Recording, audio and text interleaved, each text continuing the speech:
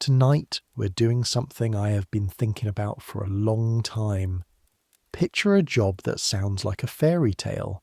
You live in a palace. You wear silk every single day. You eat food that most people in England will never taste. You attend banquets and tournaments and royal hunts. You dance. You play music. You're called, officially, a lady of the Queen's household, which is about the most prestigious thing a young woman without a title can be in 16th century England. Now picture that same job on the morning your queen is arrested for treason. Now picture what happens to you. Not what happens to her. You know what happens to her. That's the famous part. The part in the books. The beheading. The scaffold. The swordsman from France who allegedly hid his blade in the straw so she wouldn't see it and flinch. What about the women who had to stand there and watch? The women who dressed her that morning.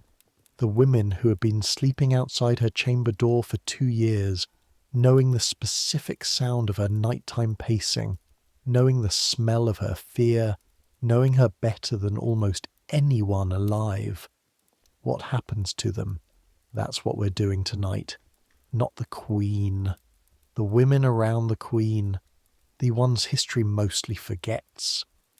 I make these episodes, and I genuinely don't know if you listen to them because the history interests you, or because hearing about the catastrophic helplessness of people 500 years ago makes your current problems feel manageable. Either way, you're here. Subscribe if you want to keep that arrangement going. Get comfortable. Here we go. The smell hits you before a memory does. Stone and water. Cold stone, sweating river damp. The Thames pressing against the base of the walls outside with its particular odour of salt and mud, and everything a city pours into itself when it thinks no one is watching. Old tallow from the candles in their iron brackets. The fatty smoke of them clinging to the tapestries on the walls, the rushes on the floor, fresh 2 days ago, and already absorbing the smell of 5 people living in a confined space under sustained stress. And underneath all of it, the smell you've come to know better than your own, a French perfume, amber and warm, something with musk underneath it and something sharper above. The scent of a woman who has stopped sleeping because sleep would mean surrendering control of the next few hours, and she cannot afford that. You know this smell so well you could identify it with your eyes closed in a crowd of 1,000 people. It is May 1536. You have been in the Tower of London for 3 days. Your eyes open to the thin light of an English spring morning coming through a narrow window, set high in the stone wall. The window looks east. From this window, if you lean slightly to the left, you can see the small chapel of St. Peter ad Vincula, its plain stone face catching the early light. Under the flagstones of that chapel, men who were once great lie, buried quickly and without ceremony. You have been trying not to think about this. You think about it anyway. You're lying on a pallet in the antechamber outside the Queen's rooms. Your back aches from the pallet, which is thin and laid on stone, and from the cold, which gets into your bones here in a way it doesn't at Greenwich or Hampton Court. Court beds are not luxurious. You've had 6 months to learn this, but they are better than this. You sit up. Your name is Margaret Hussey. You're 17 years old, and you're starting to understand that you may not leave this place the same person who entered it. Let me tell you how you got here. You were born in Burnham, Kent. Your father is Thomas Hussey, a man of modest property and immodest ambition, which is a common combination in Tudor England and not always a comfortable one to grow up inside. He has land, but not much land. He has connections, but not grand ones. He has a daughter, which is an asset of a particular kind, the kind that has to be deployed correctly to yield its return. You came to court 2 years ago. You were 15. Your mother spent 3 months before your departure sewing clothes, the right clothes, the clothes that would look expensive without being expensive, and she worked by firelight into the late evenings, and her fingers cracked from the needle, and she sewed anyway. Your father wrote to his cousin in the Duke of Norfolk's household. His cousin spoke to someone spoke to someone else, and in the end you arrived at Greenwich Palace with a chest of new clothes and a letter of introduction, and the particular look of a girl who's been told all her life that something important is about to happen, but has not been told exactly what. What was about to happen was that you became a lady in waiting. I want to explain what this actually means, not in the romantic sense, not in the fairy tale sense, but in the physical, bodily, daily reality sense, because everything that follows depends on understanding it. A lady in waiting is not a servant. The distinction is absolute and must never be blurred. She is a gentlewoman, the daughter of a family with a coat of arms, or the memory of a coat of arms, or a sufficiently convincing claim to one. She wears silk. She dances at court functions. She is, theoretically, an ornament to the Queen's household, an indicator of the Queen's status by the quality of the women who attend her. In practice, she is also something else entirely. Your life belongs to her, not metaphorically, practically. You wake when she wakes. You sleep when she gives you leave to sleep, which is not always when you're tired. You eat in the times between her needs and what is left over from her meals, and you're grateful for this, because some ladies in some households get less. You dress her every morning, every item of clothing, every pin, every lace, every hook, every piece of jewellery placed just so on her body before she faces the court. And every evening you undo all of it, every hook, every pin, every lace, in reverse. You know her body the way a dressmaker knows a favourite client, every measurement and preference, and the way the left shoulder sits slightly different from the right, and which hood she hates, and which she only tolerates. You sleep outside her door. You hear everything. Her name is Anne Boleyn, and she has been Queen of England for 3 years, and she is in the Tower of London because her husband has decided she must die. The charges are adultery, multiple counts of adultery, with 5 men, including her own brother. Most historians now believe this was fabricated, but here you are, here she is. On the 1st of May, you were at the Greenwich tournament. A warm afternoon, the kind of May day that makes England look like something out of a poem. Green and gold and the bright silk of the pavilions. You were in the Queen's gallery with the other ladies, watching the knights ride, when a messenger came with a note. You didn't see what the note said. You saw what happened to the Queen's face. Anne Boleyn has always had the kind of face that is difficult to read, not because it is blank, but because it is too mobile, too intelligent, everything happening in it simultaneously. She controls what she shows people. She has been controlling what she shows people since she was 12 years old and sent to the French court, learning a lesson that she has never unlearned. But in the moment she read that note, for just a fraction of a second, something ran across her face that was not controlled at all. Something naked and cold and immediately suppressed. Then Henry Norris was arrested on the field, right there in front of everyone, taken from the tournament as if he were a common criminal, which he was now being accused of being. Anne stood up. Her hands were shaking. That was 4 days ago. Since then, the Queen arrested and brought to the Tower.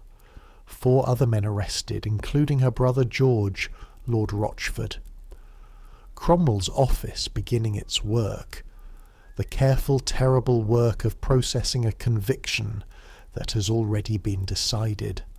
And you and Lady Kingston, who is the wife of Sir William Kingston, the Constable of the Tower, and Mrs. Stoner, who had been Anne's woman since the early years of her rise, and Margaret Lee, born Margaret Wyatt, whose brother Thomas is a poet and is also in the Tower, and will, as it happens, survive this, as poets sometimes do when the people who inspire their poems do not. And Lady Boleyn, the Queen's aunt, thin and nervous and unhappy to be here, present by the misfortune of family connection. 5 women assigned to attend the condemned Queen in her final days. Before you left Greenwich, a clerk sat across from you in a small room. Young man, pale, with ink-stained fingers, and the face of someone who has been given an unpleasant job and intends to do it well precisely because he has been given it. You will write down everything Her Grace says, he told you. Everything. Her reflections on the charges, her mentions of any man she has known, her comments in grief or anger. You will hand the record to Sir William Kingston at the end of each day. You asked, you don't know why you asked, what happened if you refused. He looked at you for a moment in a way that made you understand the question had been stupid. Your father has a property in Kent, he said. I suggest you consider that. You considered it. And here you are. The royal lodgings in the Tower are not what you expected. You've been afraid of this place your whole life. Everyone is afraid of it, the way children are afraid of certain features of the landscape, the haunted house, the dark wood, the place where things go and don't come back. The Tower is London's haunted house, its dungeon, its final room. But the royal apartments, where important prisoners wait while their fates are processed, are almost comfortable. The walls are hung with tapestries Anne herself ordered 3 years ago for her coronation. Real beds, real furniture, a fireplace that draws properly. The floors have rushes and someone changes them every few days. The windows look out over Tower Green, where the small stone chapel sits in the morning light. Comfort in this context is almost more disturbing than cruelty would be. It feels like false premises, like being shown a pleasant room before being told about its purpose. You make yourself eat something, bread and hard cheese standing near the window, watching the guards on the green below. Cold bread, cold cheese, everything cold here. The stone absorbs warmth and gives back nothing. Your feet are always cold. You've taken to wearing 2 pairs of stockings, which is uncomfortable and necessary.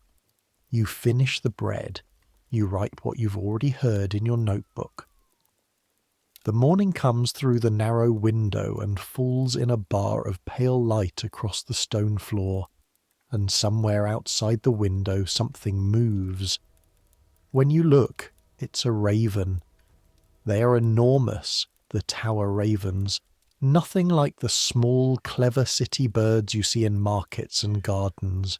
These are as large as cats, with a weight to them, and they walk on the ground with a deliberate proprietorial gait that makes it clear they have been here longer than any of the humans and expect to be here long after. This one looks at you through the window. You look back. It turns away. You've served Anne Boleyn for 2 years. Let me tell you what that has been. Not the court in general, not the pageantry, not the famous things, the reformist religion Anne championed, the politics of the break with Rome, the great questions of theology that she debated with men who thought women shouldn't be in the room, the physical truth of her, the person inside the power. Anne Boleyn is dark. Dark eyes, dark hair, complexion that tans in summer and in winter goes sallow. She's not particularly tall.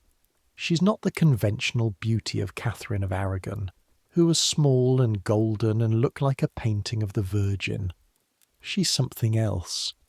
There have always been stories about her. A sixth finger on her left hand, a small stub of bone, a witch's mark. You have dressed her every day for 2 years. There is no sixth finger. But the stories persist because stories need to persist, because people need a reason for why a woman like her got where she got. And if beauty can't explain it, something darker must. What she has is harder to name than beauty. It is something like energy, a quality of presence that makes every room she enters feel slightly more charged, slightly more alive. The way the air feels before lightning. You're always more alert near her, always slightly more careful. Not because she is cruel. She's occasionally sharp, but not habitually cruel, but because she is so completely herself that being near her sharpens you. That quality has not left her here in the tower. On the second day, in the afternoon, she paced the length of the room for an hour. You counted the footsteps, not obsessively, just because your mind needed something to do with its hands while the rest of you sat still and watched and wrote. She stopped suddenly and turned and looked at you with those dark, clear eyes. "You know what I marvel at," she said. Her voice was completely level. You said nothing. You held your pen. "I marvel that such a matter should come to this. When I was brought in here, I thought..." She stopped, started again. "I thought the king's favour was a thing that had substance, that it was real the way a house is real. You can stand in a house. You can feel the walls. It is there. You wrote this down." "Are you writing this?" she said. "Yes, Your Grace." She looked at you for a moment. "Good," she said. "Someone should know." She turned back to the window. You went on writing. Your hand was shaking slightly, not from fear, from the strangeness of the situation, the impossible strangeness of it, of being asked to betray a woman who stands 10 feet away and knows you're betraying her and speaks to you anyway.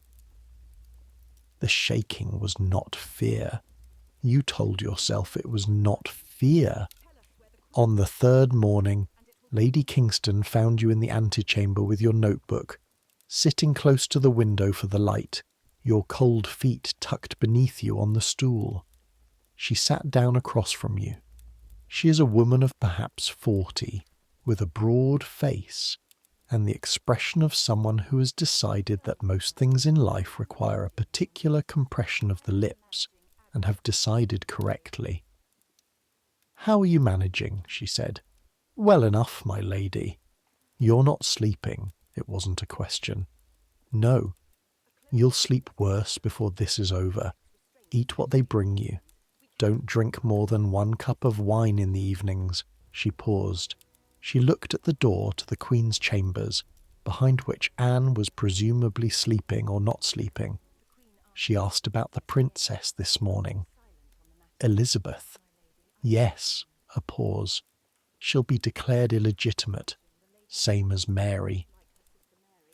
This is what had already happened to Henry's first daughter, Mary, Catherine of Aragon's child. Stripped of her title when her mother was pushed aside, it would now happen to Elizabeth too, 2 years old at Hatfield, who would not understand any of this, and would have decades to come to terms with it. "She asked me if the princess would be cared for properly," Lady Kingston said. "I said I believed so." "Do you believe so?" "I believe whatever happens to the child will not be my decision to make." She stood up. She looked at your notebook. "Write what you hear," she said. "Exactly what you hear. Nothing more and nothing less." "Yes, my lady." "And eat something today. I mean it." She left. You wrote down what she'd said about Elizabeth. Then you went and found the bread from the morning and ate half of it, cold, standing up. Here is the daily texture of those 11 days, because this is what history leaves out.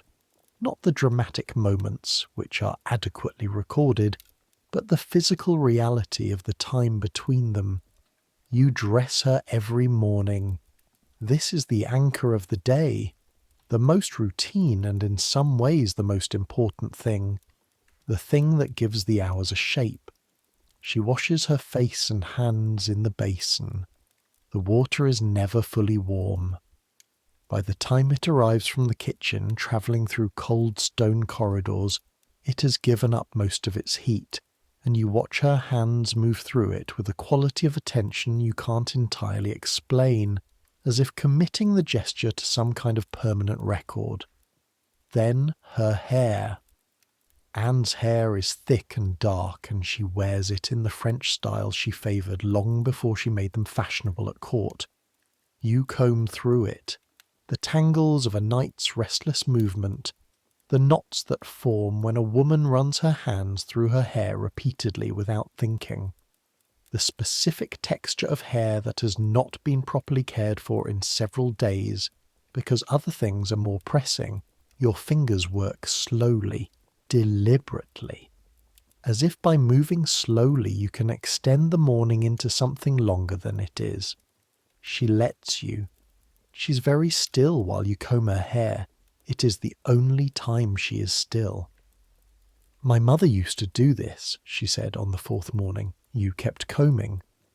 She had very strong hands. She would have been brutal with the tangles. A pause. I was not very good at sitting still. You're very good at it now, Your Grace. Necessity, she said. Necessity teaches everything eventually. She reached up and put her hand briefly over yours, over the comb, just for a moment, then let it drop. What does it tell you? She asked. Your Grace. My hair. My mother always said you could tell everything about a woman's state of mind from her hair, whether she'd been sleeping, whether she'd been weeping, whether she was afraid. The honest answer was visible in your hands. She'd been awake most of the night, running her hands through it in that repetitive, compulsive way you could hear through the door. Her scalp was dry. The hair itself was starting to show its age, starting to look a little less than it had been, something drawing out of it. It tells me you need your hood, Your Grace, you said. She laughed, the quick, sharp laugh that startles you every time. Diplomatic, she said. You would have done well in this court. You helped her with the hood. You settled it and fastened it and smoothed it and stepped back. She looked in the mirror. She looked for a long time. Whatever conversation she was having with her own reflection, she kept it. The priest came every morning. Father Thirlwall, a quiet man who seemed to find the situation deeply distressing, and expressed this by keeping his voice level and his eyes mostly on the floor, which was probably the correct choice. During prayers, you sat in the corner with your notebook. On the fifth morning, kneeling on the cold stone, the bones of her knees on bare stone, you watched and thought about this, about the quiet physical cost of long penance, even when the penance is genuine. Anne prayed in French first, old learned phrases from her years at the French court, and then shifted into English, the reformist way of addressing God directly. I know I'm guilty of many things, she said, her eyes closed, her voice perfectly calm. Pride, certainly. Anger, jealousy. I know this, but not what they say, not the charges. I need someone to know that, since there is no one left who will believe it. You wrote it down. Your hands were shaking. Let me tell you about the charges themselves, not because they're true, they almost certainly aren't, but because understanding them tells you something essential about the world you're living in. Anne has been accused of adultery with 5 men. Henry Norris, who served as groom of the stool, the king's most intimate personal attendant, in Tudor court the most trusted position possible, which is probably why he was chosen. Francis Weston, a gentleman of the Privy Chamber. William Brereton, another royal gentleman. Mark Smeaton, a musician, notably not a gentleman. His inclusion is the detail that tells you the most, because including a mere performer in a list of a queen's alleged lovers is designed to maximise disgust, to suggest something beneath ordinary unfaithfulness. And her brother George, Lord Rochford. The last charge is incest, and it is so deliberately grotesque that it stops being an accusation and becomes a statement.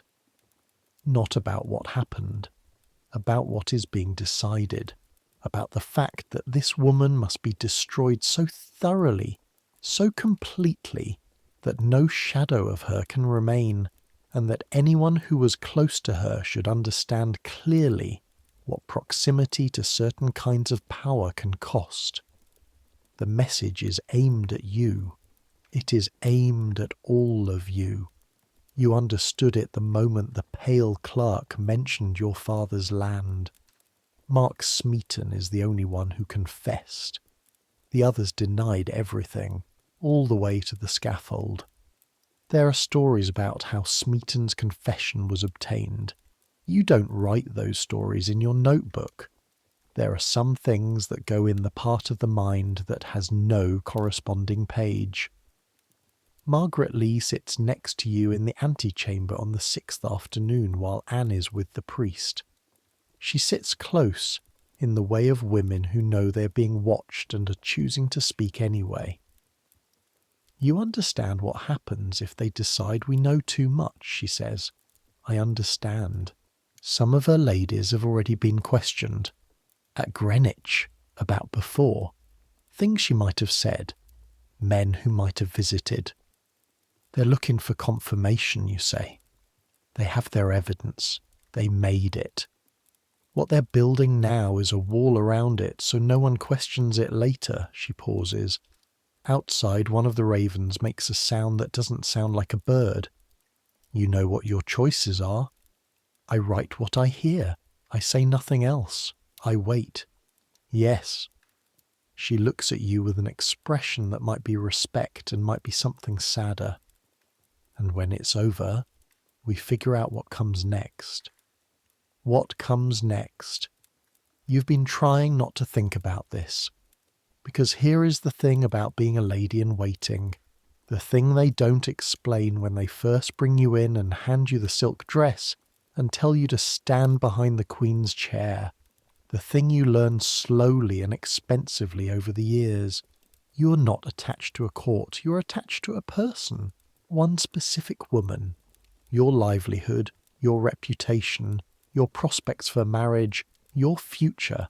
All of it runs through her like water through a specific channel. She protects you by existing. She provides for you by having her own power.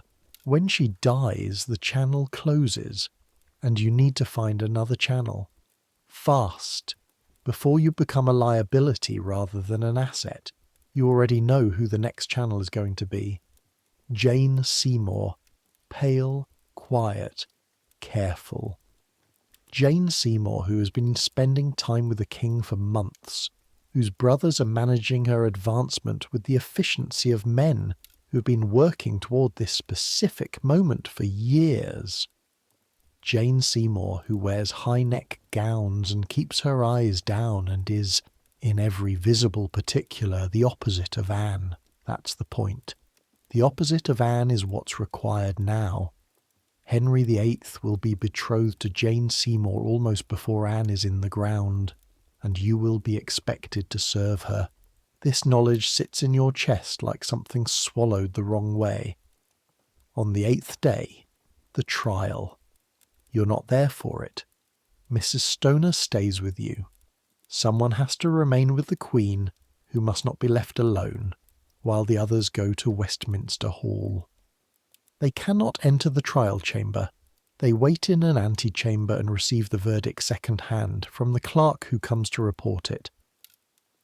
Lady Kingston returns at midday. Before she speaks, Anne looks at her face. Guilty, Anne says.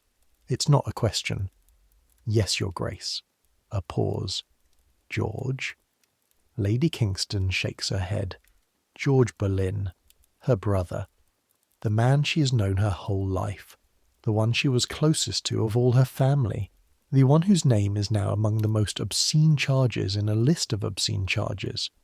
Guilty of treason. When? Anne asks. The 18th, for your grace. Perhaps sooner. A careful pause.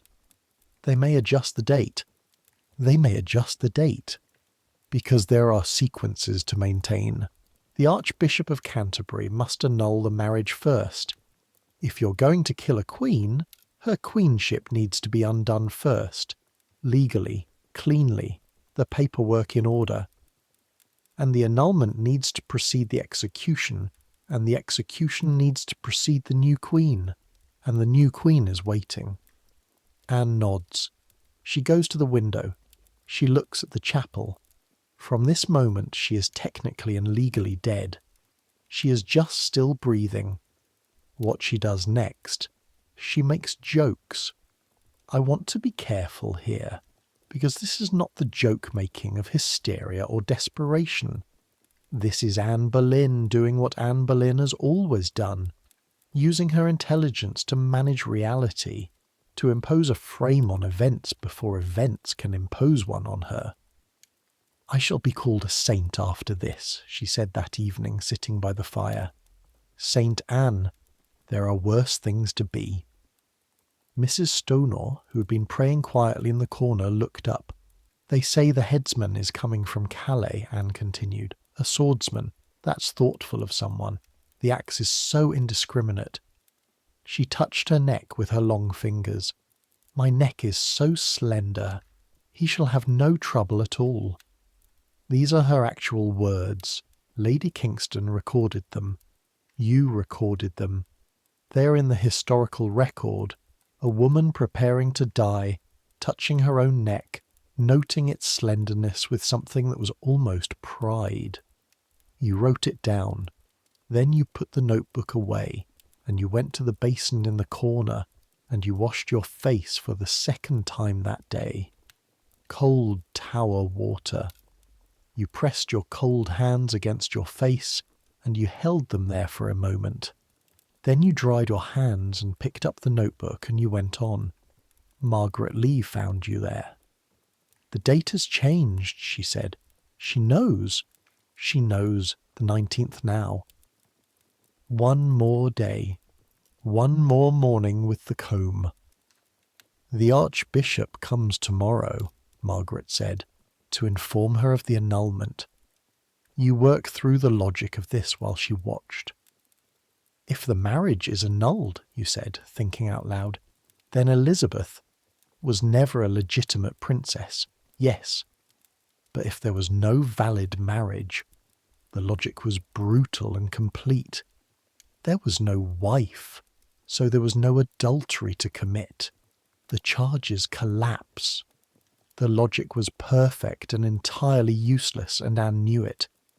Don't say that to anyone who can write it down, Margaret said. You were quiet. What do we do, you asked. She looked at you for a long time. We survive, she said. We do exactly what's required of us. We keep our mouths shut about everything else. We wait for it to be over, and then we figure out what comes next. Always comes next, always that question. Thomas Cranmer, Archbishop of Canterbury, came on the 9th day. He is tall and thin and has the particular look of a man who has spent years being uncertain about whether his decisions were right, and has decided that the appropriate response to this uncertainty is to keep deciding anyway. He was a friend to Anne, or something like a friend. He respected her reformist convictions. He was grateful for her support of the things he believed in. He's here now to dismantle her marriage. The meeting was private. You sat outside the door with Mrs. Stonor and listened to voices without words. Cranmer's voice low and measured, Anne's rising and falling, an hour, maybe longer. When Cranmer emerged, he looked at you. He opened his mouth. He closed it. He nodded. Once. Something in it. Some communication that you couldn't translate. and he left. You went into the Queen's chamber. She was sitting in her chair, not looking at the window, looking at her hands. "He seems a kind man," she said. "Yes, Your Grace." "Unhappy in his work today." A pause. "He prayed with me. That was something. He promised he would pray for Elizabeth." She turned her hands over, looked at the palms. "I believe he'll keep that promise." "Yes, Your Grace." She looked up at you, directly at you, the dark eyes completely clear. "You've been faithful," she said. "I know what they asked you to do. I know what you've been writing down." "Yes, Your Grace. It's all right. They would have used someone, better someone I know than a stranger." She turned back to the window. "I hope it serves you well when this is over. I hope your usefulness to them translates into something for you. You said thank you, which was wrong, but what all you had." She nodded and looked at her hands and said nothing more. "On the 10th day they let you outside. Lady Kingston's doing. This also. She's been watching you with the careful eye of a woman who has seen people in extreme situations and knows what they look like when they're close to breaking. And she appears to have decided you are not to break. Not yet. Not on her watch. 1 hour. On the green. A guard behind you. Late afternoon light. The sun lower in the sky. The shadows long. You walk in circles because the green is small. The grass is damp. Real grass, real earth, real outdoor air. And your lungs take it in greedily. The way a body takes necessary things when they've been withheld. The ravens are there. 2 of them today. They watch you from the path with the intelligent, evaluative gaze of birds who have outlasted every human resident of this place, and will outlast you too. You hold out your hand, no food in it. One of the ravens looks at your empty hand with magnificent contempt and turns away. The guard behind you clears his throat. You turn. He is young, red-cheeked and broad-shouldered, younger than he seemed from a distance. "First time?" he asks. "Yes." He looks at the tower in general, gesturing vaguely. He stops. "You get used to it," they say. "Do you?" you ask. He considers this for a moment with genuine honesty. "No," he says. "Not really." The bells ring the hour from St. Peter's Chapel. Your hour is done. You go back inside. George Boleyn was executed this morning. You knew it before you heard it confirmed, felt it from the quality of the silence when you woke, from the way the guards below moved differently. The other men, Norris, Weston, Brereton, Smeaton, executed the day before. 5 men dead, and tomorrow, or the day after, Anne. That night, the 10th night, Anne asks you to read to her. She's been given books, psalms mostly, but someone also managed to include Petrarch, which is either a kindness or a particular kind of cruelty. Italian love poetry in the presence of impending death. But Anne has always been more comfortable with difficult juxtapositions than most people, so perhaps it is the right choice after all. You sit by the candle with the Petrarch and you read. Your voice is steadier than you expected. Something in the act of reading aloud creates a structure that holds you. The words occupy the space that fear usually fills. They take up its room, and what's left is just the rhythm of language moving through your throat and out into the cold air. Anne lies in her bed with her eyes closed. She is not asleep. You can tell from the surface-level breathing, from the way her hands, lying on the coverlet, are fractionally too still. The stillness of chosen stillness, not natural stillness. You read. The candle shortens. And then, at a moment you cannot precisely identify, Anne's breathing changes, deepens, goes slower, goes more unguarded. She falls asleep. You keep reading, very quietly, the voice going low and steady, just to be sure, just to keep her under. And when the candle is nearly done, you set the book down with a care that is almost ceremonial, and you blow out the flame and you sit in the dark, listening to her breathe. She sleeps for 3 hours, you know, because you counted, because your mind needs counting, needs something to do with its hands while the rest of you hold still. 3 hours, real sleep, deep sleep, the kind that restores. It is the last truly good thing you do for her. May 19th, 1536. The morning arrives pale and cold and uncertain. Thin cloud over everything, the kind that diffuses the light without providing anything useful. England in May doing what England in May will do. You are awake before dawn. You have been in the shallow sleep that is not quite rest since the middle of the night, and when the darkness starts to thin, you simply become more awake, the body accepting inevitability. You wash your face. The water is cold enough that your hands go numb in it for a moment. You press your face into your hands and hold them there. The cold is useful. It sharpens everything. Your hands are steady. They've been shaking on and off for 11 days. This morning they are steady. You don't know entirely why. Perhaps the body, past a certain point, simply runs itself, commits to what has to be done, stops the preparatory trembling because it's now time for the actual thing. You dress. You go to her. She's already been awake for some time. She's sitting in the chair by the window, dressed in the dark grey gown she chose 2 days ago, the crimson kirtle beneath it, the collar sitting low on her neck. She made this choice deliberately, and you knew it when she told you, because the neck was the thing everyone was thinking about, and she was thinking about it too, and had decided to think about it directly rather than around the sides. You help with the last details, the collar, the pins, the final fastenings. Your hands are steady. They say he's good, she says. Her voice is even. The swordsman. So I've heard, Your Grace. I think the hardest part will be the waiting, the moment before. She looks toward the window. I've never been good at waiting. You pin the last pin. You smooth the gown over her shoulders with both hands, the same gesture you've made every morning for 2 years. She turns to face you. She looks at your face for a long moment.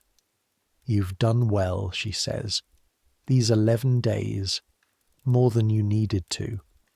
I read to you last night, you say. I wanted to. She nods.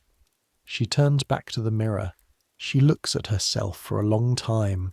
Whatever she sees there, whatever she and her reflection are telling each other, she keeps it.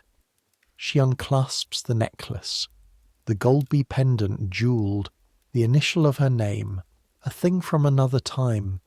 She holds it in her palm for a moment. Then she holds it out to Lady Kingston. For Elizabeth, she says, when she's old enough. Lady Kingston closes her hand around it. There are no tears in the room. You're all past tears. The walk to Tower Green is not long. 50 yards, perhaps. 100 at the most. It takes no time at all, and it takes forever. You process in order. Guards first, then the priest, then Anne, walking between them, her back straight and her head up, and then the 5 of you following. The condemned woman in the centre of everything. You behind her. The morning air is cold against your face. The grass is wet with dew. Your feet soak through your slippers before you've taken 10 steps. Cold and real and grounding, this coldness, the specific sensation of cold wet grass, the body insisting on its own reality even now. Tower Green is not large. A square of grass inside the walls, this scaffold at the centre, low, 3 steps, nothing elaborate, nothing like the great public scaffold at Tyburn where thousands gather. This is almost private by comparison. Perhaps 200 people, court officials, tower staff, a few lords required to witness, less than a middling country market. Anne walks to the scaffold without hesitation. She climbs the 3 steps without assistance. She speaks. She says words that she's been composing in her head for days. You know this. You heard the revisions in the night, the trying and discarding, the choosing. She does not proclaim her innocence directly, because direct proclamation of innocence is a dangerous gift to leave behind.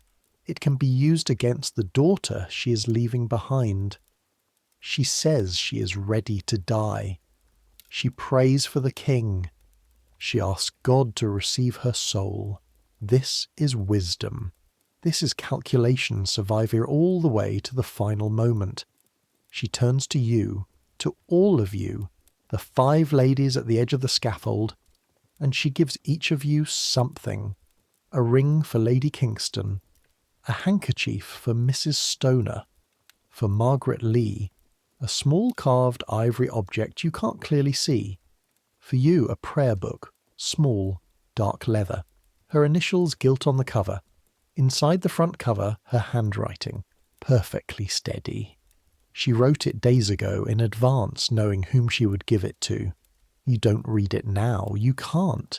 You close the cover and put it in your sleeve. She turns away. Her ladies remove her hood.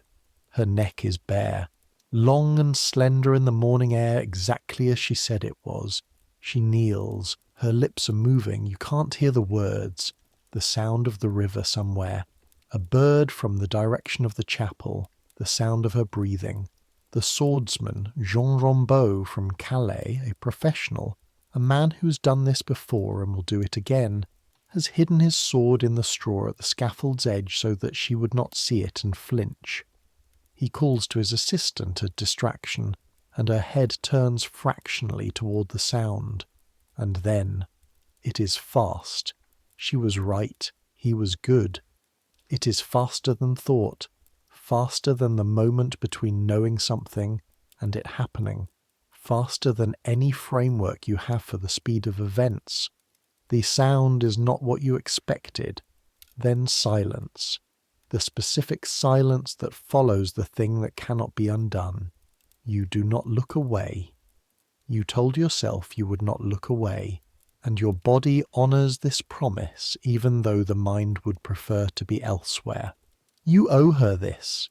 You have written down her words for 11 days and handed them to the men who used them against her, and the least you can do is be a true witness, not a convenient one. You see it.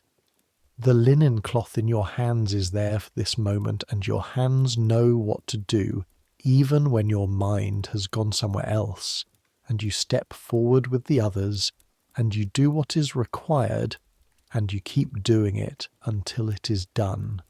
The whole strange, terrible practical business of it.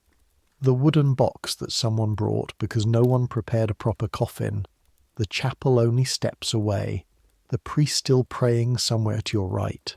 Then it is over. And you are standing on Tower Green with the cloth in your hands and the crowd of witnesses dispersing quietly, not running, not dramatic, just quietly returning to their lives, and the morning is continuing around you as if nothing particular has happened in it, as if it is just a morning, as if the world doesn't know the difference. The world doesn't know the difference. The river is still flowing. The ravens are calling from the walls. Somewhere in the city a bell is ringing and a dog is barking and bread is being baked and accounts are being settled and children are being born and men are choosing their morning ale, and all of it is happening with the same indifference to this morning that it would have had to any other morning. You knew this. You knew the world wouldn't stop. Knowing doesn't help. Lady Kingston takes your arm. The firm grip of a woman who has done difficult things before and knows what it looks like when someone needs to be led. Inside, she says. You go inside. The hours afterward are distant. This is how extreme experience works. It wrings you out and then wrings you further, and the mind goes somewhere slightly removed from the body and observes from there, watching your own hands complete necessary tasks from a slight distance. Anne's belongings are to be catalogued. Her gowns, her books, her perfume. The amber and musk scent that has been the smell of the tower for 11 days. All of it must be directed somewhere, listed, accounted for. You do this mechanically. Your hands move through her things. You touch the fabric of a gown she wore a week ago and it still smells of her, and your hands don't stop moving, because if they stop moving, something else will happen. The prayer book is in your sleeve. You put it there without deliberate decision, and once it's there, the decision is made. By midday, the rooms are emptied. The tower is just stone again. Lady Kingston finds you in the antechamber, sitting on the floor with your back against the wall, the cloth still folded in your hands, not crying, not quite present. She sits down next to you, on the floor, which is entirely undignified and entirely the right thing. She doesn't speak immediately. Then, eat something. I can't. Try anyway. She produces bread from somewhere, as if she carries bread in her sleeves as a matter of policy. You eat it without tasting it. Your body accepts it regardless. What happens now, you ask? Now you leave the tower, she pauses. There will be inquiries. Some people will be questioned. It's a formality. I'm going to be questioned. Almost certainly. But you've been writing everything down. You have nothing to hide. This is said with perfect certainty and absolute absence of irony. And after the questioning, you say, after the questioning, you'll need a new position. Yes, the silence between you. The Lady Jane's household, she says. Her ladies are being selected. Lady Jane, Jane Seymour. You look at the cloth. They want reliable women, Lady Kingston continues. Women who have demonstrated they can be trusted in difficult circumstances. Reliable. Women who wrote down a condemned woman's words. I understand, you say. You're 17. A position with the new queen. I know, you say. She pauses, gathers something. Then, in a quieter voice, not for anyone else. In this world, the choice is almost never between right and wrong. It is almost always between survival and the absence of it. She doesn't finish the sentence. She doesn't need to. Get up, she says. There's still work. You get up. There is still work. 2 days after the execution, a man from Cromwell's office, not Cromwell himself, Cromwell has larger concerns, but a younger man, careful-faced, who sits across from you in a small room and asks questions in a level voice that implies the answers are already known, and he is confirming them. He asks what you heard. You tell him what's in the notebooks. He reads the notebooks. He asks if anything was omitted. No, you say. Did the Queen express any affection toward the men accused with her? She expressed grief at the accusations and at the deaths. She mentioned her brother often. Did she at any time contradict the charges against her? This is the question, the dangerous one, the one you have been rehearsing. You could say she denied everything consistently to anyone who would listen, throughout 11 days of what amounted to prolonged psychological examination, and her denials had the ring of someone telling the truth rather than constructing a story. You could say, the woman I watched for 11 days bore no relation to the woman in the indictment. You could say many things. She maintained her innocence, you say. She spent much of her time in prayer. He makes a note, a few more questions, then it's over. He thanks you for your service. He tells you your cooperation has been noted. He does not say by whom. You leave the room. Margaret Lee is in the corridor. You look at each other, nothing to say that the other hasn't thought. You walk out together toward the outer ward, toward the boat, toward the river, toward the city that has been going on without you for 11 days. The Thames on the morning they let you out. Still May. The trees along the banks full and green. The water bright in the morning sun that has finally come out after days of grey reluctance. The watermen shouting at each other. The tide moving, ships, gulls. The smell of the river being the smell of the river, cold and alive. Everything exactly as it was when you came in the other direction. That's the thing about cities. They continue. The tower getting smaller behind you as the boat pulls upstream, and the city is just doing what cities do, which is continue, which is be large and indifferent and full of people living their own versions of the thing. And a woman was executed in there yesterday, and the tower is still standing, and the river is still flowing, and someone's dog is barking on the south bank. You find this both terrible and comforting, and you sit with the contradiction for the length of the boat ride and don't resolve it, because some contradictions are not designed to resolve. Margaret Lee sits next to you. "Where will you go?" she asks.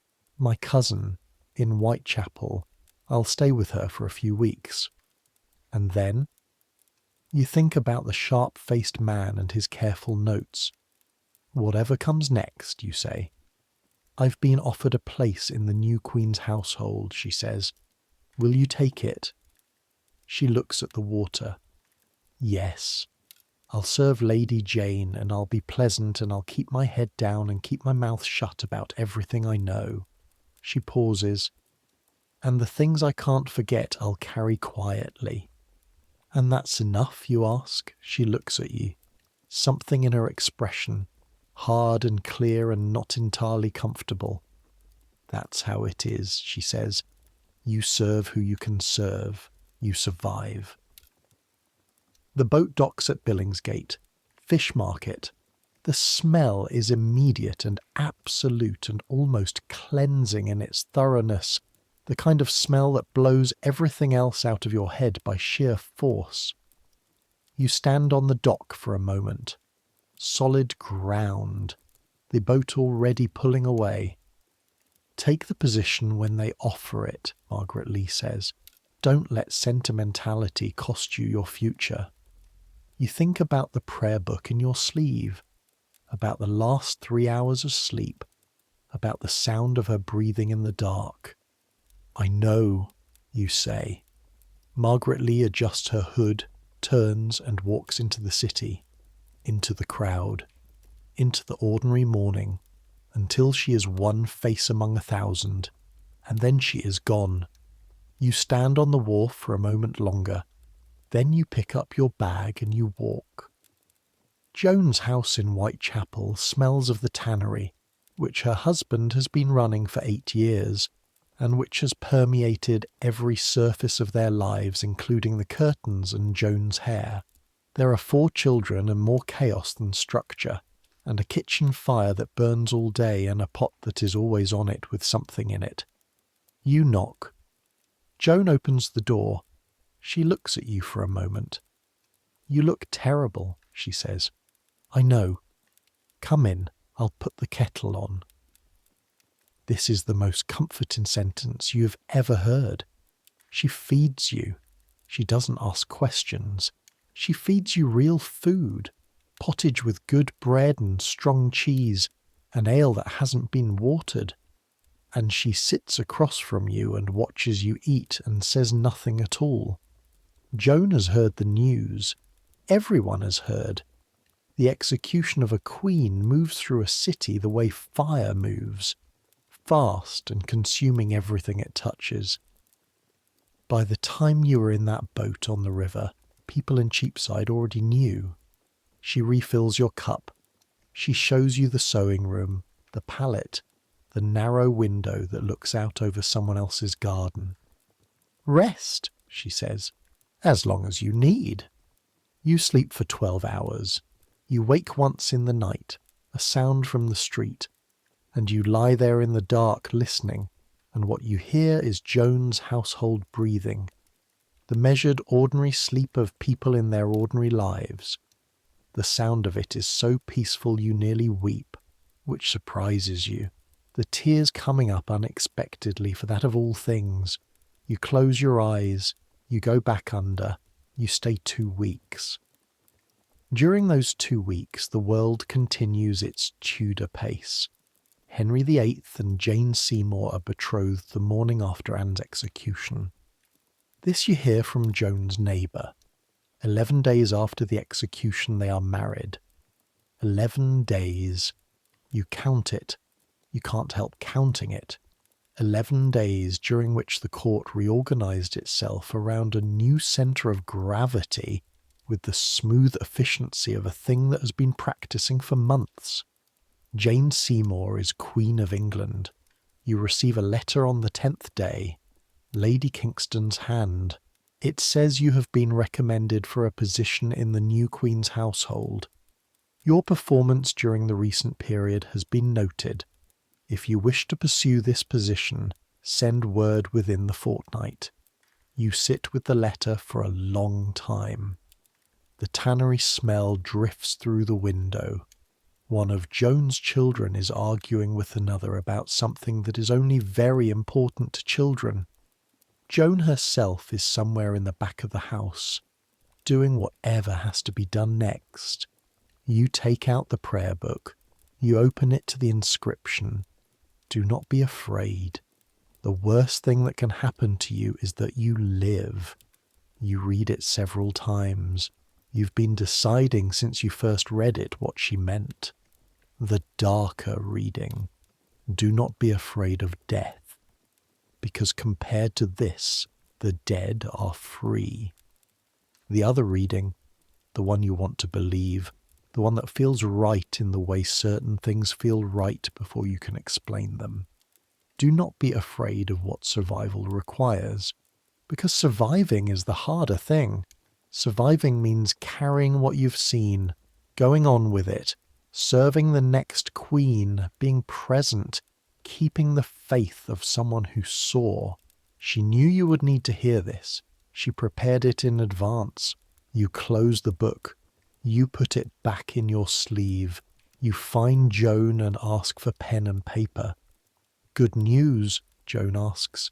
Necessary, you say. You write to Lady Kingston. You say yes. The court of Jane Seymour is different from Anne's the way still water is different from a river.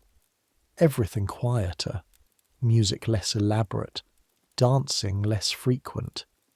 Jane herself speaks little and listens carefully and wears conservative high-necked gowns and keeps her eyes down in the presence of the king. She's not stupid. You understand this within the first week. Her quietness is not the quietness of a simple mind. It is the quietness of a woman who has watched, from a medium distance, what happened to the Queen before her, and has learned everything that experience offered to teach. You serve her. You do the things a lady-in-waiting does, and you watch the court reorganize itself. The speed of it is both astonishing and perfectly logical. Courts survive by orienting toward whoever holds the king's favour. The favour has moved. The court moves with it. Men who were considered Anne's allies are being careful, or have returned to their country houses to wait. People who were in the wrong place at the wrong time are quietly sidestepping. Anne's daughter Elizabeth is at Hatfield. She is 2 years old. She's no longer Princess Elizabeth. She is just Elizabeth. Her household has been reduced accordingly. You think about this when you're trying not to think about other things. About a 2-year-old who doesn't know any of this, who plays with whatever 2-year-olds play with and doesn't know yet that the world has decided she is nobody. She will find out eventually. People always find out. You hope, when she does, she finds out in a way that doesn't break something in her that can't be repaired. The summer passes. Autumn comes. Jane Seymour's household has rhythms like any other household, and your body learns them by repetition and necessity, the same way it has always learned everything. In August, at a court function, you see a man who was at Tower Green on the morning of the 19th, one of the witnesses. He doesn't recognise you. The ladies at the scaffold were not the thing anyone was looking at, but you recognise him.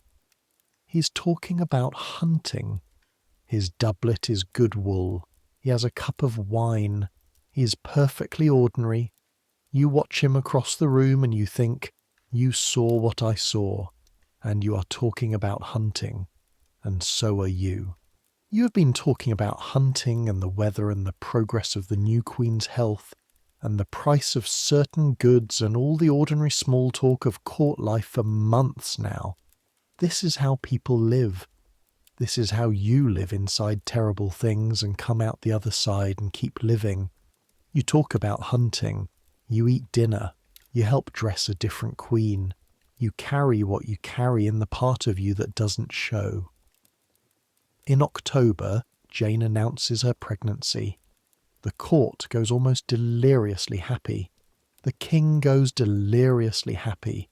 There is celebration and feasting and music, and the collective exhale of a court that has been holding its breath for a specific kind of good news since before Anne Boleyn was arrested.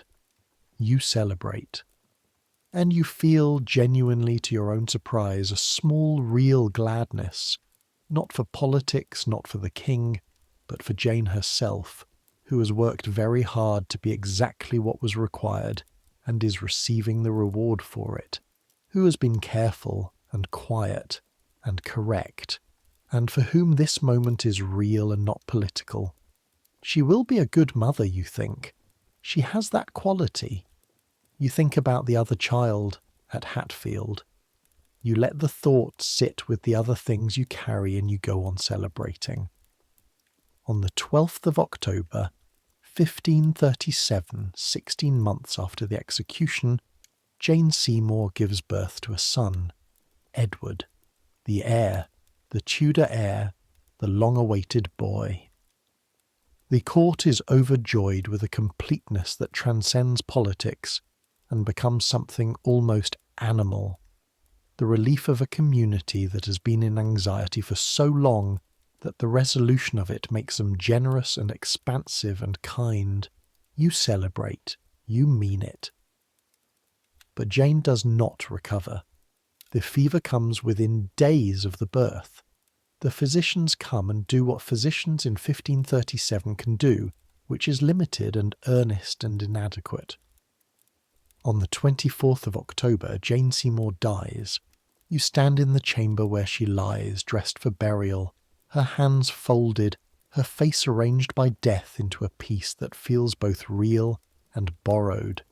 And you pray over her and you think, I have now done this twice.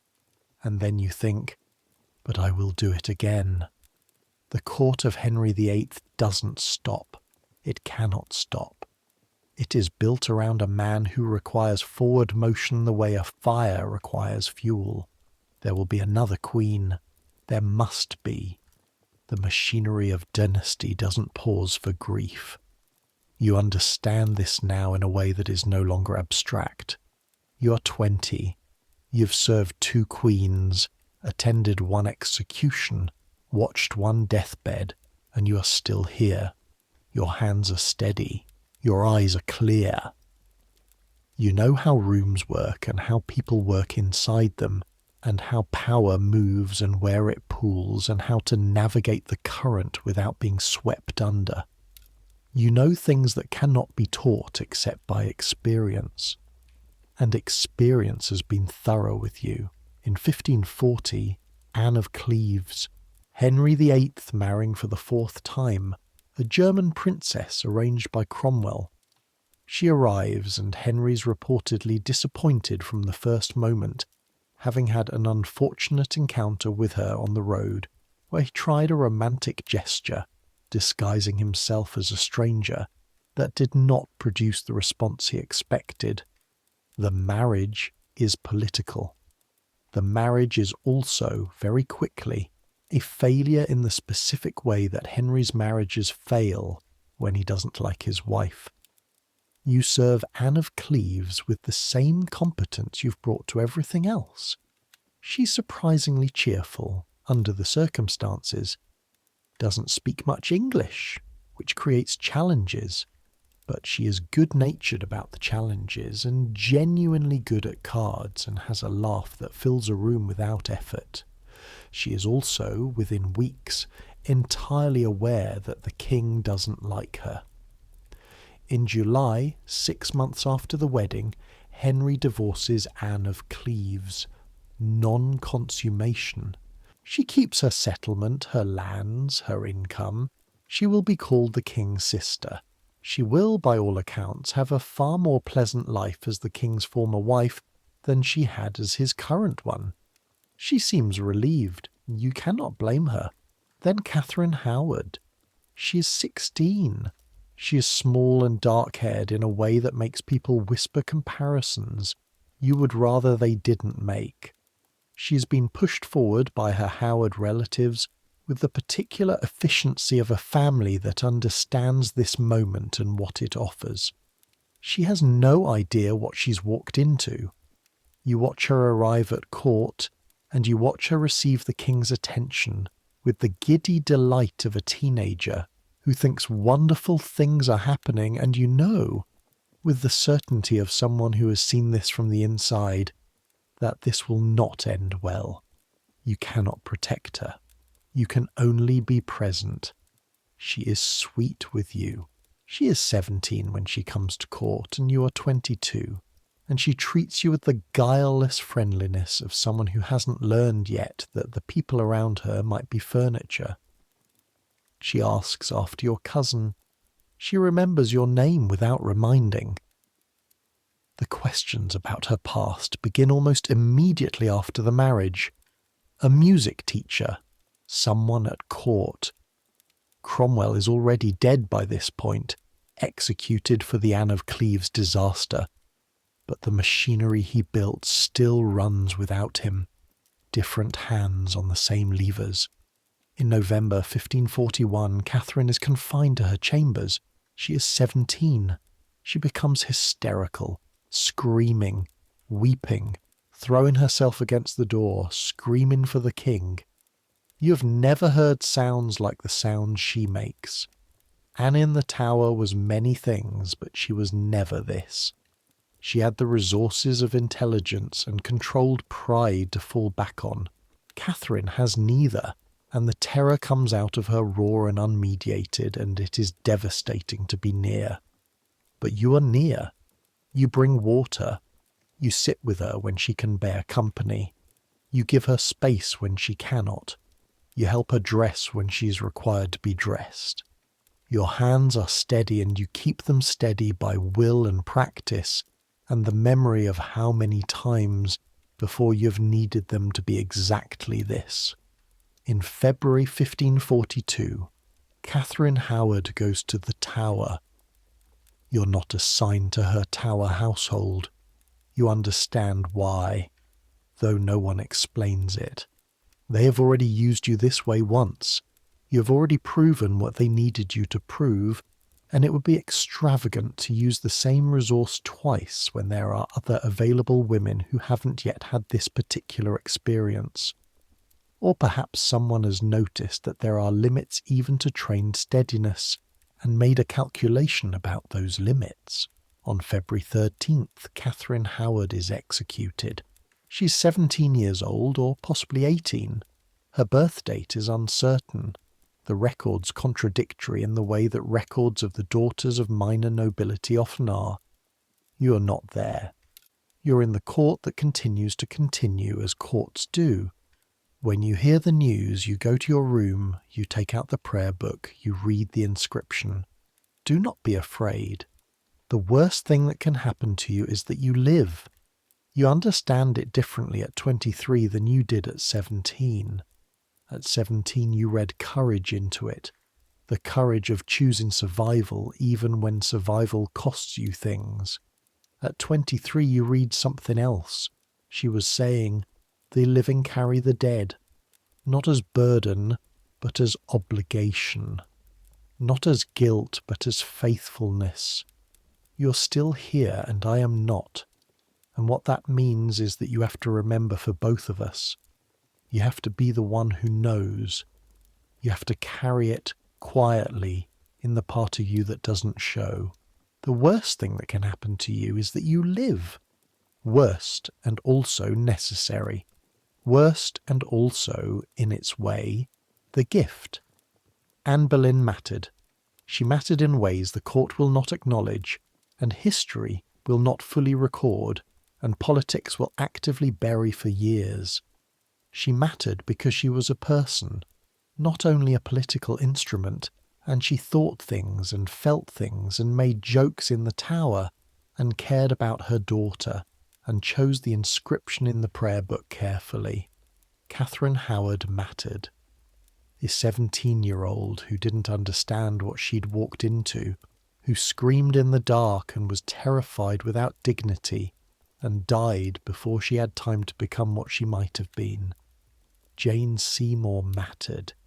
Catherine of Aragon, whom you never met but whose shadow was present in everything. Anne of Cleves, cheerful at cards, relieved to be released. They all mattered. And you, Margaret Hussey, from Burnham in Kent, are the one who was there, for some of it, for enough of it, the one who watched and wrote and carried and continued. That is the worst thing, and it is also the whole thing.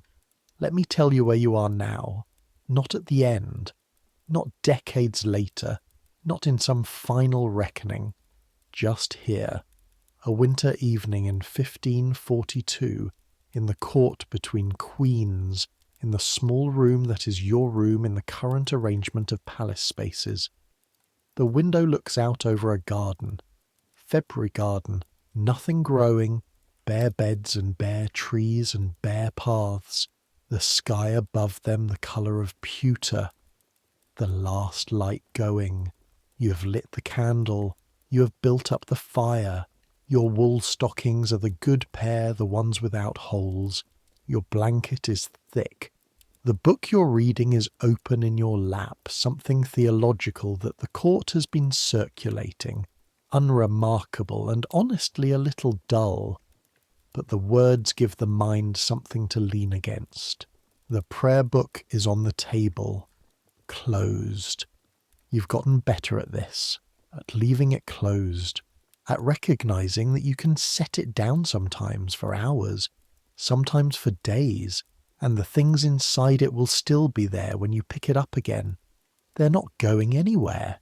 You're not going anywhere. They're part of the structure now, the way a bone is part of a body. You don't think about it unless you need to, but it's there, holding you together, giving you the shape you have. Your father writes from Kent, the merchant in Canterbury. He is persistent on this subject. A good income, a solid reputation, a wife's life rather than a court life. You are 23. You've been thinking about this, actually thinking about it seriously, in the way that becomes possible once the most recent catastrophe is settled enough to let ordinary things back in. A household of your own kitchen, with your own decisions in it, children, maybe, with all the risk that entails. You have watched enough women die in childbirth to have realistic ideas about the risk, but also a life that belongs to you in some way this one doesn't quite. You're not ready. Not yet. There's something unfinished here still, something you can't quite name. Maybe just the fact that there will be another queen eventually, and you have learned something in the serving of queens that you haven't finished learning yet, and leaving feels like abandoning a study you haven't completed. Or maybe it's simpler than that. Maybe it's just that you're not quite ready to stop being the person who was there, who saw, the person who carries this. Maybe in the spring, maybe when the world is lighter. Outside, the wind moves through the bare garden, a dry sound, almost like paper turning. You think about Joan in Whitechapel, her 5 children, the tannery smell, the letters full of domestic intelligence, prices at the market, the oldest boy's work, the youngest one's cough, and how those letters arrive, and you read them with a specific pleasure that is both very ordinary and very precious. You think about Lady Kingston, who you see occasionally and who always looks at you with that compressed lips expression that might be approval or might just be her face. You think about Margaret Lee, who is living quietly now and serves no queen, and who she told you once when you managed to meet for an afternoon in a garden that she thinks about it still every day, that she doesn't think you stop thinking about it, but you do eventually stop being governed by it, and you're inclined to believe her. The fire settles, the candle shortens slightly, your eyes are heavy, the day is long behind you. Tomorrow there will be things to do. There are always things to do. Another day of the small, careful work of being present and reliable and useful, and then another evening, and then another day. The days collect. They become weeks. They become a life. But tonight is just this room, and this fire, and this book in your lap, and the wind in the garden, and the pewter sky turning to dark. You are warm enough, fed enough, safe enough. You have a roof and work that matters and people who need you to show up tomorrow and do it all over again. That is quite a lot. That is more than quite a lot. Let the candle go now. Let the fire do its slow settling work. Let the book close. Tomorrow will come with bells and cold water and the specific demands of living, and you will meet it the same way you have met everything else, with steady hands and clear eyes and the long practice of continuing. But that is tomorrow. That is always tomorrow. Tonight is rest. Let me take you back. Back to before the Tower, before the arrest, before May 1st and the tournament and the note that changed everything. Back to the beginning of what it meant to be her lady, because the 11 days only make sense inside the 2 years that preceded them, and I moved through those 2 years too quickly the first time. You arrived at Greenwich in the autumn of 1534. October, the trees going copper and gold along the river banks, the Thames grey and choppy, the smell of smoke from 100 palace chimneys, and the specific sweetness of rotting leaves from the gardens.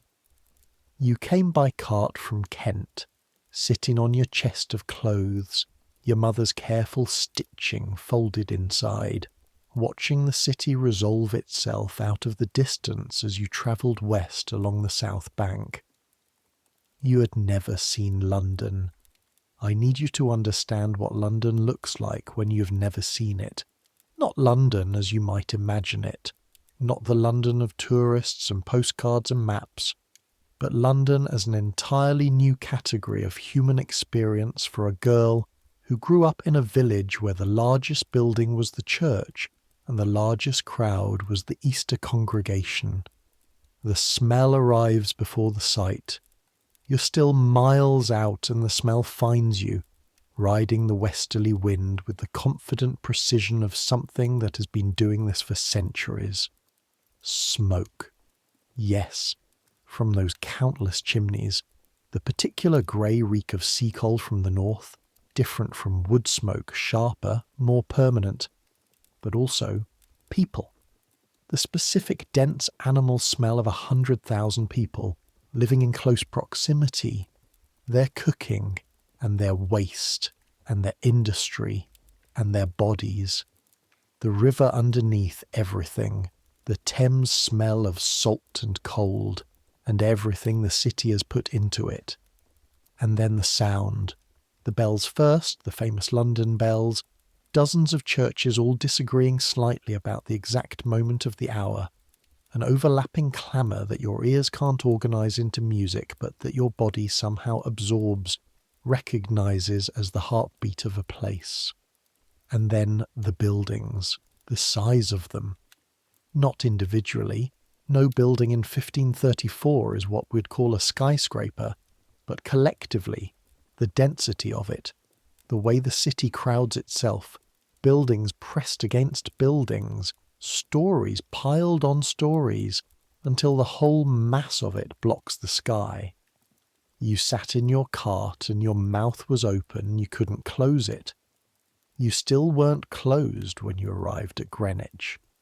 Greenwich Palace sits east of the city proper, along the south bank of the river, and it is beautiful in the way that things built to demonstrate power are beautiful, with intention, with specificity, with every detail designed to communicate that the person who owns this place owns something beyond ordinary reckoning. The red brick and the white stone and the towers and the river in front of it carrying its endless traffic. You arrived with your letter and your chest and your good manners, and you were met by a stout woman who introduced herself as Mistress Coffin, the Queen's head lady, and who looked at you the way a cook looks at a new vegetable, with the practised eye of someone assessing what can be done with it. "Can you sew?" she asked. "Yes, mum." "Read?" "Yes." "French?" "A little." "Dance?" "I've been taught." She made a noise that suggested your answers were acceptable but not impressive. She showed you your room, the shared chamber where the junior ladies slept, 4 of you in 2 narrow beds, which was a shock until you understood that this was normal, that privacy was a luxury not available at your station. And she told you that you would begin your formal duties on Monday, and that until then you should watch and say very little. You watched. What you watched was a world with its own physics. The court of Anne Boleyn in the autumn of 1534 is 3 years into its existence. Anne has been queen for 3 years, has been the centre of the king's attention for 7, and in those 7 years has transformed from a young woman at the margins of court into the woman around whom the English court, the English church, and in some ways the English state all orbit. She has done this by being, among other things, brilliant. I want to be clear about this because the tendency of history is to turn women's power into either accident or wickedness. She must have used some trick, some charm, some calculation. And while Anne was certainly calculating, the calculation ran on the fuel of a genuinely exceptional mind. She reads in 4 languages. She has opinions about theology that she is not afraid to argue, in mixed company, with men who have spent their careers in the church. She has been shaping the reformist movement in England through the Queen's household the way a river shapes rock, gradually, constantly, with enormous effect.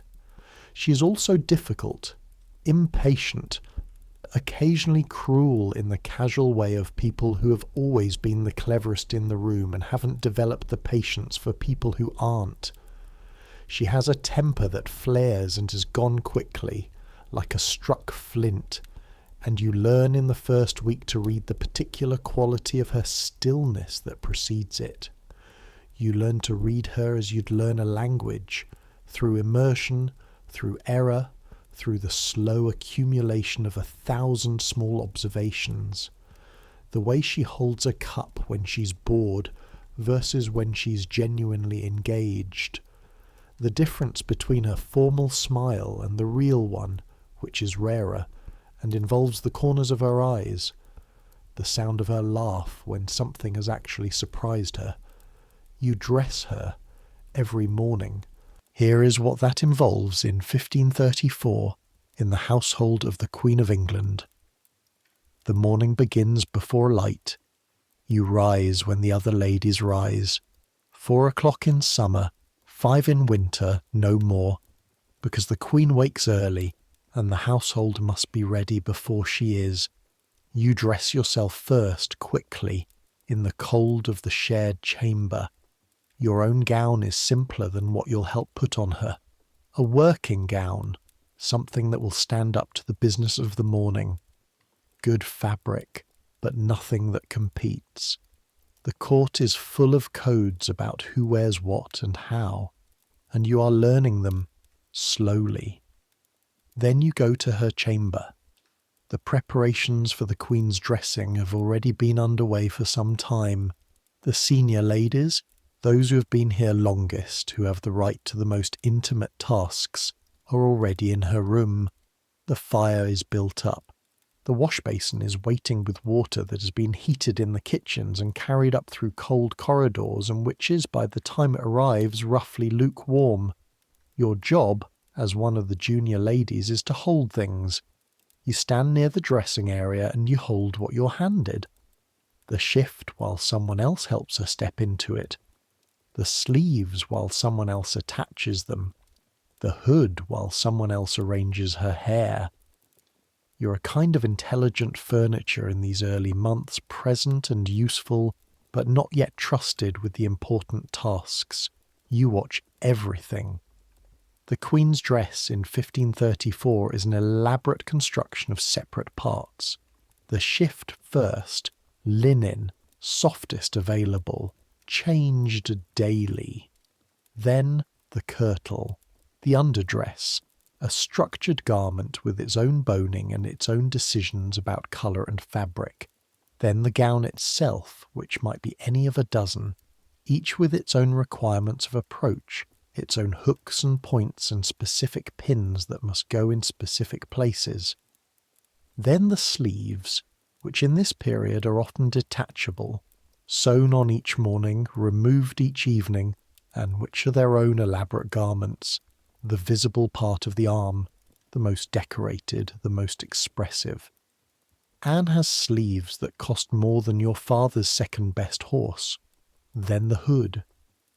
Anne has moved English court fashion toward the French hood, which shows more of the hair rather than hiding it completely, which was considered somewhat daring when she introduced it, and is now entirely standard because she is the Queen, and what the Queen wears is what fashion becomes.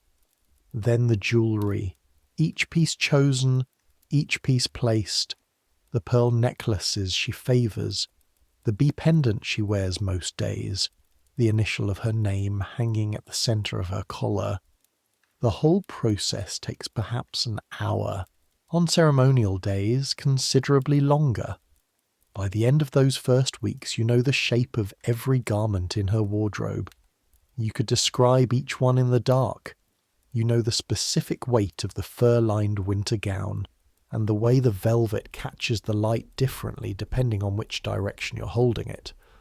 You know the hook at the back of the green brocade that always sticks slightly and must be coaxed rather than forced.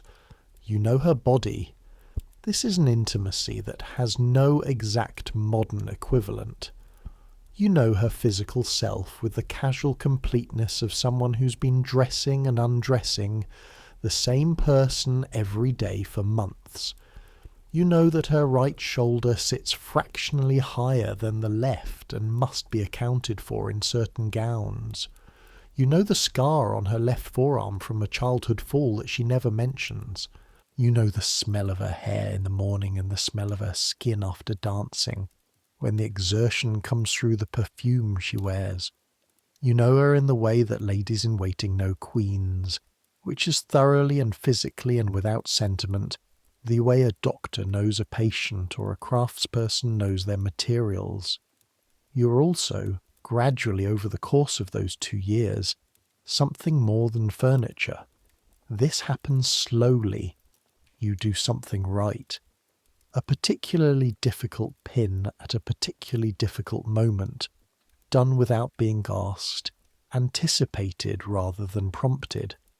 And she looks at you in the way she looks when she's actually noticed something, rather than merely perceived it. You learn French faster than expected because she speaks it in the chambers sometimes, and you listen obsessively and eventually you can follow enough to respond. You have opinions about the Psalms in English, which she's promoting actively in her household, and you say them when asked, and they turn out to be the right kind of opinions, not because you calculated them, but because they're genuine. And one evening, maybe 8 months in, you're sitting in the outer chamber with 2 other ladies after supper, the evening hours when the formal duties are done, and there is time that is not quite your own, but not quite anyone else's either. And Anne comes in from a political discussion that has gone badly. You can tell you've learned to read her. And she sits down by the fire and she looks around the room with the flat evaluative gaze she uses when she's deciding what the room contains. Her eyes land on you. "Read to me," she says. And you pick up the book, Petrarch, as it happens, Italian love poetry, which she's been reading all week, and you read. Your voice is good. It has always been good, and you know it and try not to think about knowing it too much. But it is the right quality for this. Something that doesn't call attention to itself, that just moves the words from the page into the air smoothly, without interruption. She listens. The fire settles. After a while the other ladies drift out, one by one, to their own evenings. You keep reading. When you stop finally for the natural pause at the end of a poem, she says, "Again." You read again. You stay there until the candle is nearly done, and when you close the book and look up, she's watching you with an expression you've never seen on her face before. Something that might be tiredness and might be relief, and might be something between them. "You have a good voice," she says. "Thank you, Your Grace." "Don't lose it." A pause. "Some of the ladies who've been here longest have lost the ability to just be here without performing. They forget how to be in a room without being seen to be in a room." She looks back at the fire. "You haven't learned that yet," she says. "Don't." You say yes, Your Grace, and you don't entirely understand what she meant. 2 years later, in a different room, you will understand it completely. "Let me tell you what the tower sounds like at night, because I moved through the nights too quickly before, and they are where the experience lives. The river is the baseline. It is always there. The Thames pressing against the eastern wall of the tower complex, making a sound that is not quite lapping and not quite flowing, but somewhere between. A continuous low voice that runs underneath everything else.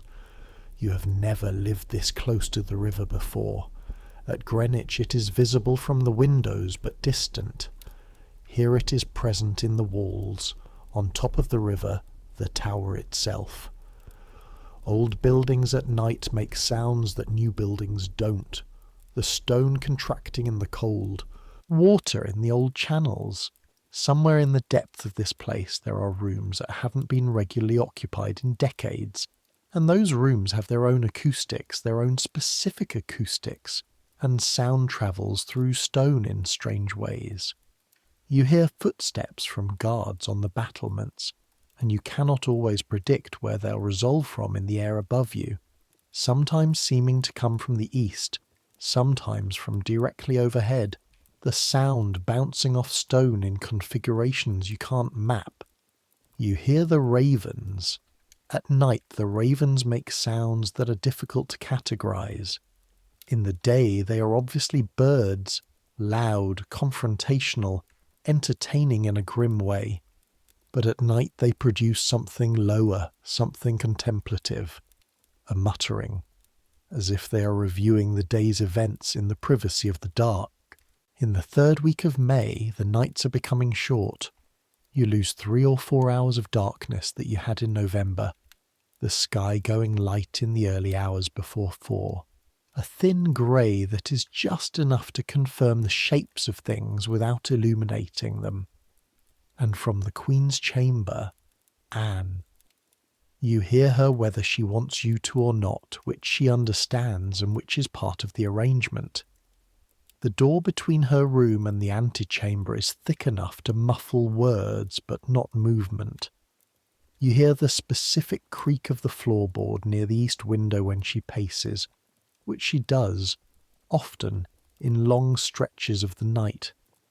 You hear the sound of her breath when it changes, when the controlled exhale becomes something shorter, more effortful, when what she is containing requires more containing than usual.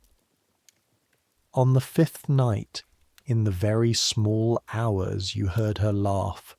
Not the sharp, public laugh.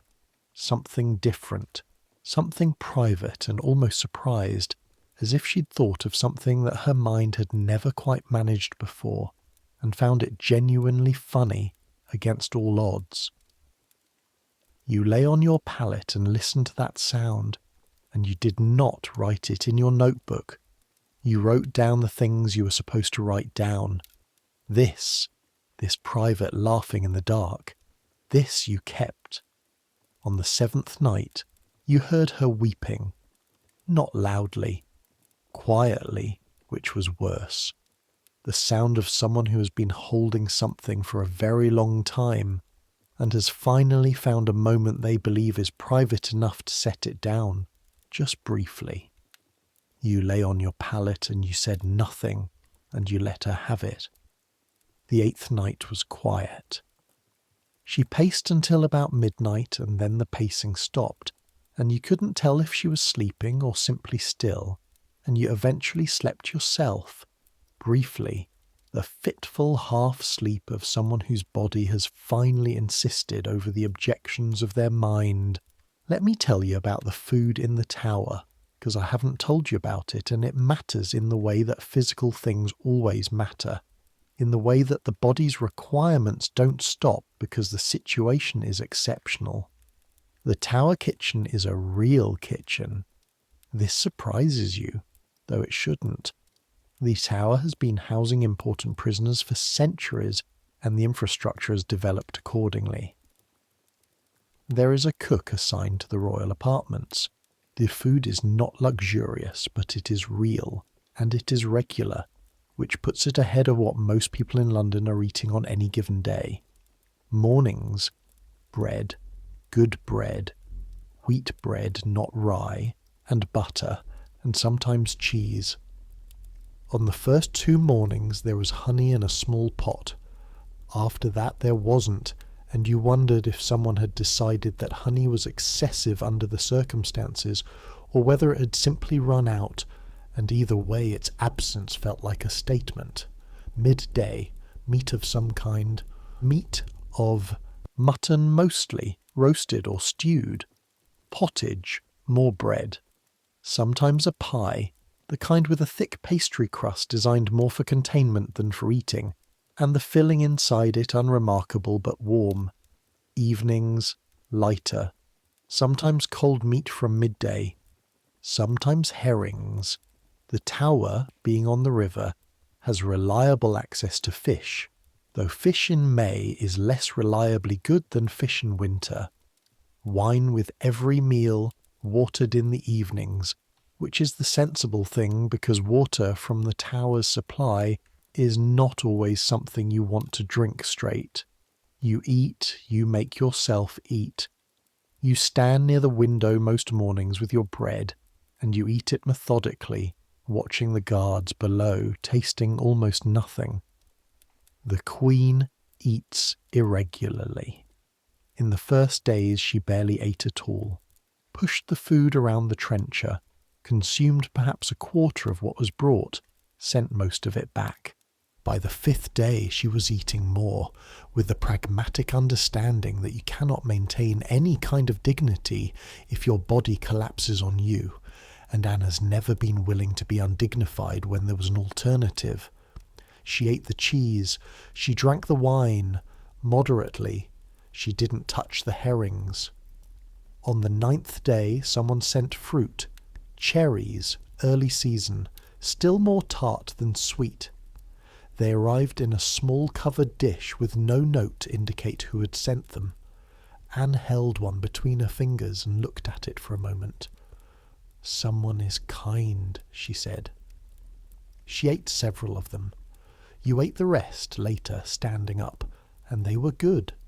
The slight tartness of them, the clean flavour, more real than anything you'd eaten in days. You never found out who sent them. Let me tell you about Lady Kingston more, because she is essential to this story in a way I haven't fully honoured yet. Margaret Orrell, who became Margaret Kingston when she married Sir William, she's a woman of 42 or 43, which in 1536 is middle age in the experience sense, not the ceremonial sense. She has been the constable's wife for years, which means she has been living inside the Tower of London for years, and this has made her something. Not hard exactly, or not only hard. She has the quality of someone who has processed a great deal of difficulty and found a way to keep processing it without being destroyed by it, which requires a specific kind of accommodation with reality that most people never have to develop because most people never face enough reality to need it. She has been in this position before. She will not say with whom. She does not gossip about her previous charges, which is professional discretion you come to respect deeply. But it is clear from the way she moves through these circumstances, the efficiency of her, the absence of surprise in her face at almost anything, that this is not the first time she has attended an important prisoner in the royal lodgings. She manages things. She manages the food and the timing and the guards and the scheduling of the priest and the communication with Cromwell's office and the allocation of duties among the 5 of you. She manages all of this with the quiet competence of a person who has learned that competence is the only effective response to chaos. She is also watching all of you, not only the Queen, you, all 5 of you, reading you with the same careful eye she brings to everything, assessing your steadiness, your discretion, your reliability. On the 6th day she came and sat next to you on the floor. On the 7th day she found you in the antechamber after the priest had left, and she said, "You wrote down the thing about the slender neck." "Yes, my lady." "Good. Don't hesitate on things like that. Hesitating looks like hiding. Hiding looks like conspiracy." "I understand." "Do you understand why she said it?" You looked at her. "She wanted it recorded," you said. "She wanted someone to know that she faced it with composure," Lady Kingston said. "Yes." A pause. "She's been thinking about her reputation since the moment she came through the gate. Not her life. She knows her life is done. Her reputation. What people will say about how she died. Will it matter? What people say?" Lady Kingston looked at you with an expression that was for her almost warm. "It always matters," she said. "More to some than others. For her—" She stopped. "Her daughter will grow up one day. She's thinking about her daughter." You thought about the 2-year-old at Hatfield. "She wants Elizabeth to know she wasn't afraid," you said. "She wants Elizabeth to know she died as a queen." Lady Kingston stood up. "Write it all down. The composure and the jokes and the slender neck and all of it. Whatever they do with it now, somewhere it's going to be the record of who she was." She left. You picked up your notebook. You wrote. There are specific conversations from those 11 days that the historical record preserves, and there are things that happened in the spaces between the records, and I want to tell you about both because both matter. Historically recorded, on or around the 3rd day, Anne said to Lady Kingston, with Kingston reporting to Cromwell, that she could not be tried by anyone who had reason to hate her, that she could see no reason why the charges against her should be believed.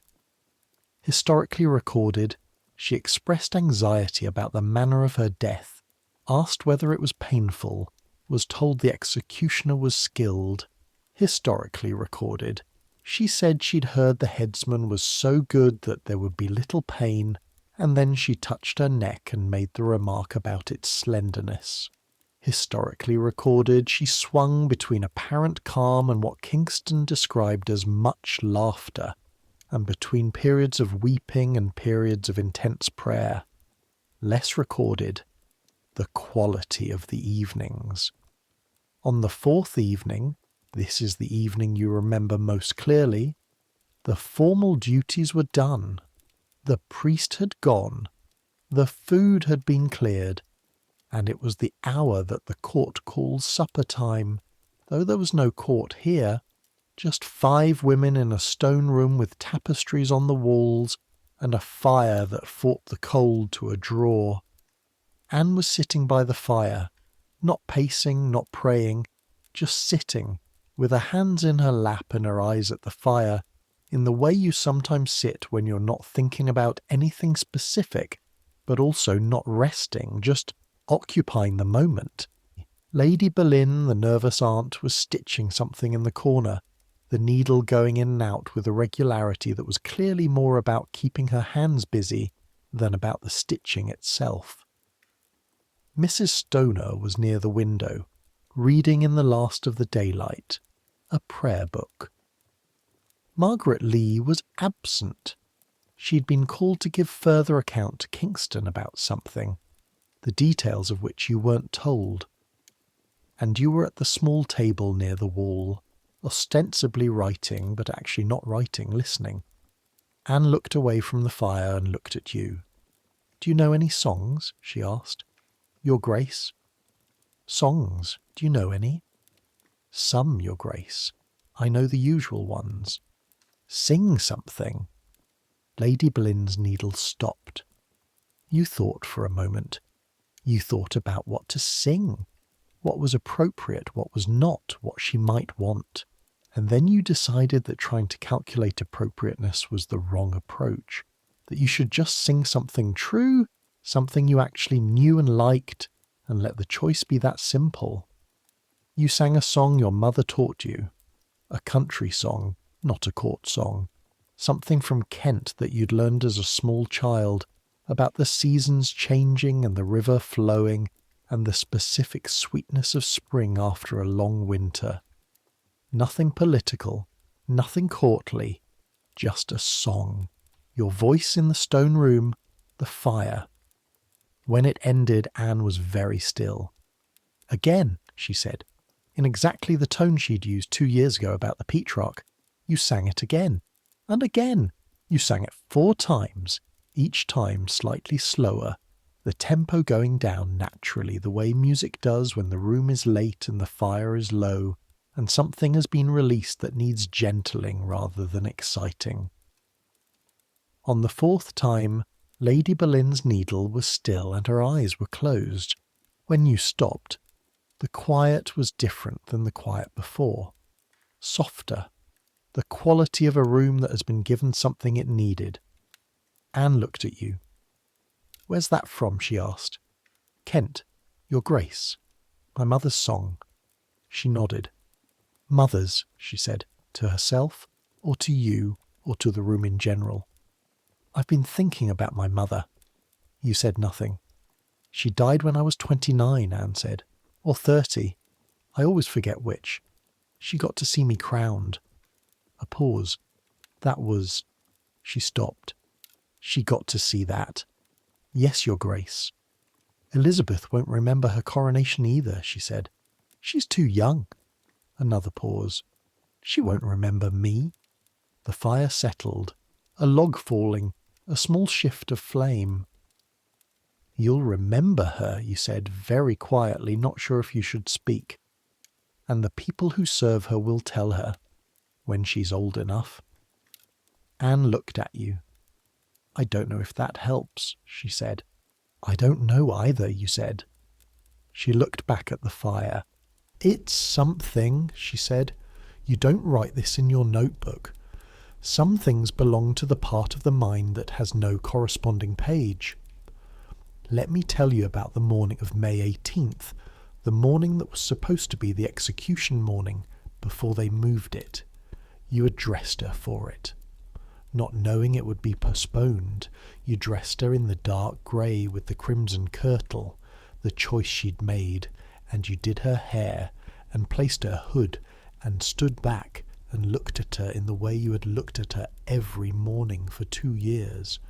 She looked the same as she always did, beautiful in her particular way, present. Then Sir William Kingston came with a message. The execution had been postponed, not cancelled, postponed.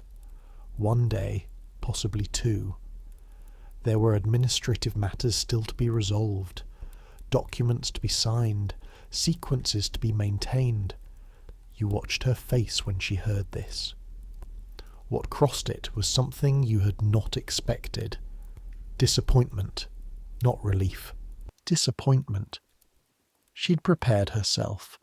She had arrived at the thing, done the work of arriving, gathered herself to the point of the thing, and now the thing had been moved back 1 day, and she had to gather herself again, and the first gathering cost less than the second will, and this is the specific particular cruelty of unnecessary delay. "Another day," she said. "Yes, Your Grace, the 19th. She nodded. She went to the window. She looked at the chapel.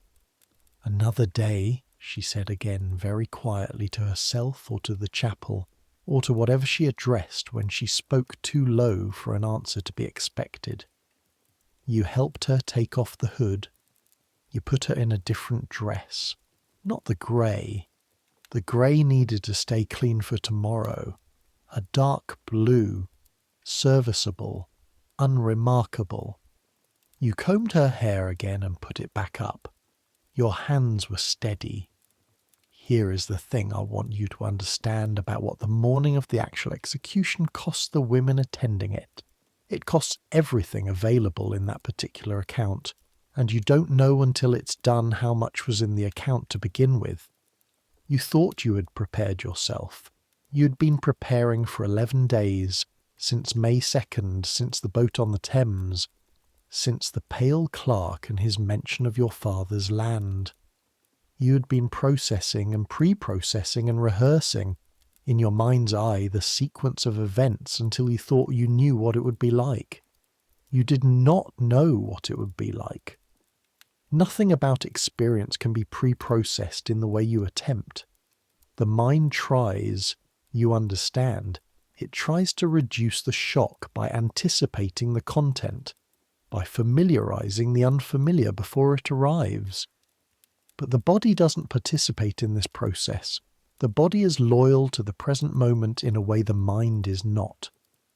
The body arrives at every experience fresh, regardless of what the mind has done to prepare. Your body arrived fresh. The walk across Tower Green, 50 yards, 100 at most, your feet soaking through your slippers in the damp morning grass, the cold of the air on your face, those were facts, simple, bodily, present. The smell of the morning, river and stone, and the cold green smell of wet grass and something underneath it that you can't identify and don't try to. The ravens, 2 of them, watching from the wall with their evaluative corvid attention. The small crowd of witnesses, 200 people at most, court officials and tower staff and the required lords, all of them standing with the specific quality of stillness that comes before an irreversible public event. Not fidgeting, very still. The scaffold, low, 3 steps, nothing elaborate, with its simple wooden surface and the straw laid around the base and the swordsman in black to one side. Anne walking up the 3 steps without hesitation, speaking her words, the ones she'd prepared, revised, chosen carefully for their specific effects in the present and the future, her voice carrying across the green with complete steadiness. And then the hood removed, the long neck bare, the kneeling. You're standing at the edge of the scaffold with the cloth. You're doing the thing you were told you would do, which is to stand here and be present and witness this, and afterward to do the practical things, because someone has to do the practical things, and that is what ladies in waiting do. They are there for the practical things, even when the practical things are this. Your hands are steady, you hold the cloth, you watch. The swordsman moves, a call to the assistant. Her head turns fractionally. And then, let me move past this, because I have told it, and telling it again will not tell you more. What I want to tell you is what comes after the after, because this is what the histories leave out, almost entirely. Immediately after, the body and what must be done with it. There was no coffin. I want you to understand this. For the execution of a Queen of England on Tower Green in May 1536, no one had prepared a coffin. The oversight, if oversight is even the right word for something this specific, tells you something about the psychology of the situation. No one wanted to think too far ahead. No one wanted to be the person who ordered the coffin, because ordering the coffin makes the thing real in a specific way that the trial and the death warrant and the execution order don't quite make it real. And so what they used was a wooden chest, an elm chest that had been used for storing arrows. Someone found it in the armory. It was approximately the right size. You know this. You were there. You held the cloth. This is one of the things you keep in the part of your mind that has no corresponding page, that you never say out loud, not to anyone, not ever. Not the Cromwell clerk, not Lady Kingston's report, not the account that gets written later, the elm chest. She deserved a better container. You helped. The chapel is only steps away. The flagstones are the flagstones of St. Peter ad Vincula, plain and old, and beneath them, you don't go in. The ladies who accompany the body in are Lady Kingston and Mrs. Stoner. You stay outside with Margaret Lee. The two of you stand in the morning air outside the chapel door and you don't speak, and the spring morning continues around you, as if it isn't what it is. A guard changes on the battlements above with a clatter of boots. A raven lands on the path 12 feet from where you stand and regards you with complete composure. Margaret Lee says, eventually, very quietly, she would have hated the chest. I know, you say. She would have said something about it, something dry. Yes, you say. A pause.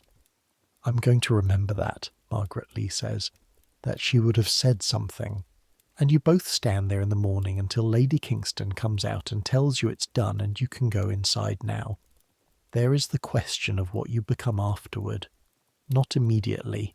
Immediately you are in Joan's house in Whitechapel, eating the food she provides and sleeping the 12 hours and walking in the garden and looking at the tannery smell and being grateful for every ordinary thing that ordinary life contains.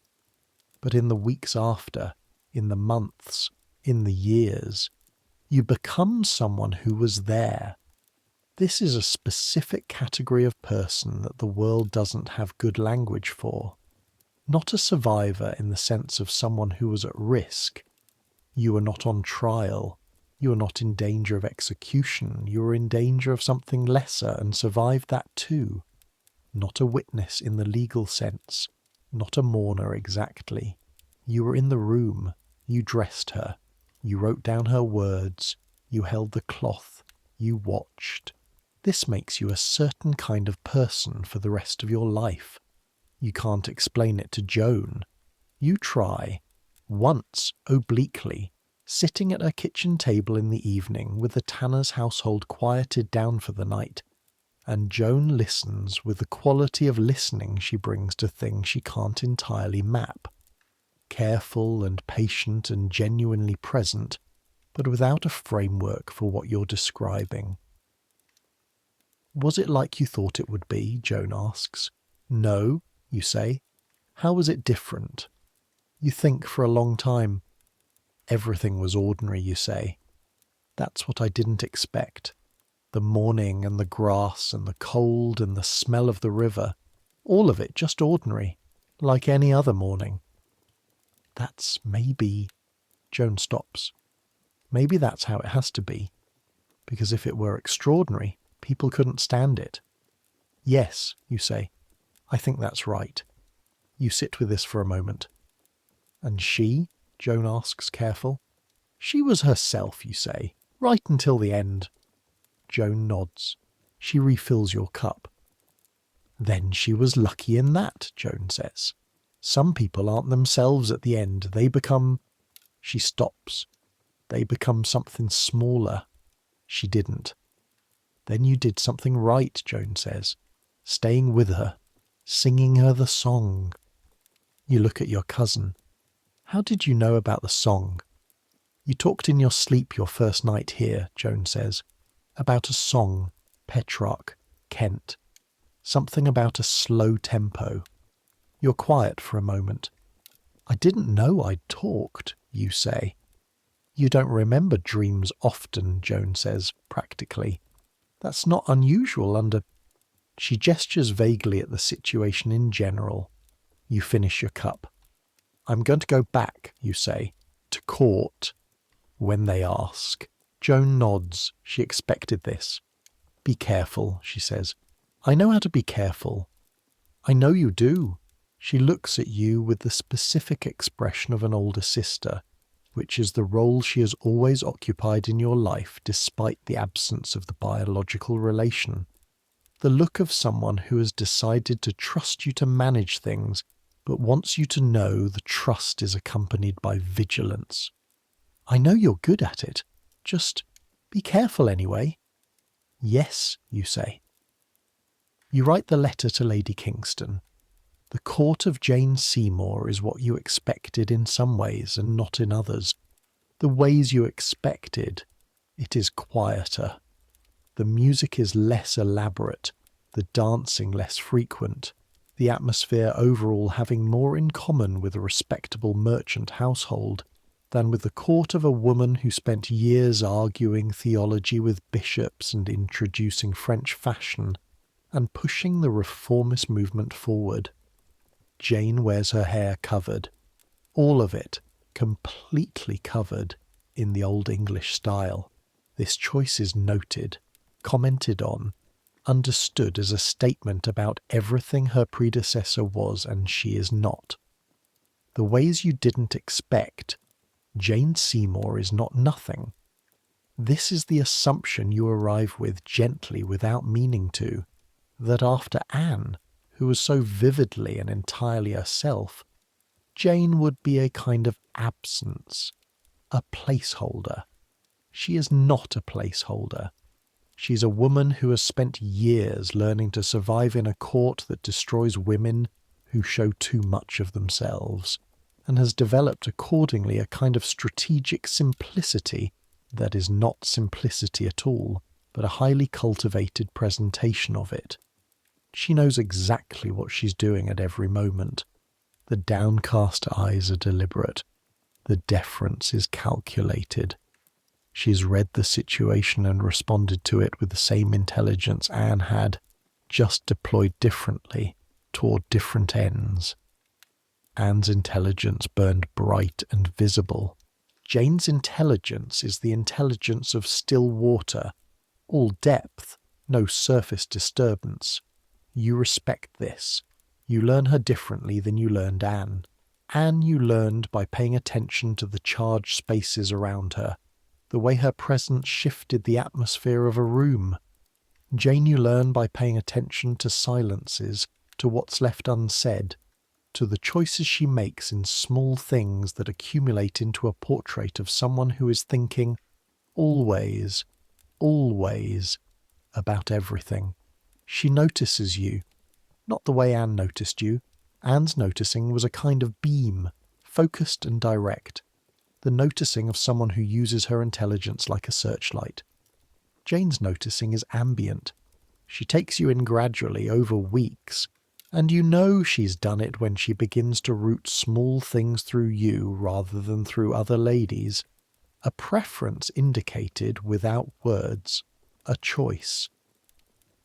Your Grace said she prefers the pearl pins over the garnet ones, you report to Mrs. Stoner one morning. How did she indicate that? She moved them herself on the third day, put the garnet ones back in the case. Mrs. Stoner nods. You pay attention. I try. She pays attention too, Mrs. Stoner says. She notices who pays attention. There are ladies in this household who find Jane Seymour boring, who came from the drama and colour of Anne's court and find Jane's quiet household stifling. They say so, in the chambers, after supper, in the low voices of people who know they're complaining but can't entirely stop themselves. You don't say so. Not because you disagree. There are days when the comparative calm of Jane's court feels like a loss, but because you are developing an increasingly deep conviction that boring is underrated, that boring and safe are more closely related than anyone in Tudor court life seems to want to admit. Anne was not boring and she is dead. Jane is very boring and she is queen. You're interested in staying alive, you're interested in Jane. Let me tell you what the ladies' chamber sounds like in the evenings in the court of Jane Seymour in the autumn of 1536. 6 or 7 women in a room of appropriate size for the purpose, with a fire and candles and the work of the evening, sewing, mostly, the endless productive sewing that provides an occupation for hands that would otherwise be idle. You sew altar cloths, you sew garments for the poor. You sew small improvements to your own gowns, because the allowance for clothing is what it is and you must stretch it. The sound of needles through fabric, the specific sound of quality cloth, the slight hiss of the needle, the soft fall of the thread. Conversation, moderate in volume. The talk of women in a shared space ranging from the practical to the occasional funny, to the genuine, shifting registers without announcement. Someone mentions a letter from home. Someone else has heard a piece of news from another household. Someone is trying to work out whether a certain gentleman's behaviour at last week's masque was significant or merely polite. You sit in this. You sew your altar cloth. It is for the church at Greenwich, your assigned piece, a border of vine and leaf in blue wool. And you listen, and sometimes contribute, and sometimes don't. The choice depending on the specific content and how much you want to be present in that particular conversation. Anne's ladies' chambers were different. The conversation there was sharper, faster, more willing to range into dangerous territory, political gossip, theological debate, the kind of talk that would raise eyebrows elsewhere. Anne set the tone, and the tone was one of engaged intelligence, of women who were expected to have opinions and did. Jane's ladies' chambers have fewer opinions expressed out loud. You miss the opinions sometimes, then you remember the elm chest, then you sew your border of vine and leaf and are glad for the quiet. There is a woman in Jane's household called Dorothy Skipwith. She's perhaps 25, a year or 2 older than the median, from a family that has been at court long enough that she grew up partly in its rhythms and has the specific court native quality that distinguishes people from that background, a kind of ease with the protocols and procedures that those of you who came in from outside always have to consciously acquire. Dorothy Skipwith does not like you. This is not your imagination. It is real, legible, expressed in the small ways these things are expressed.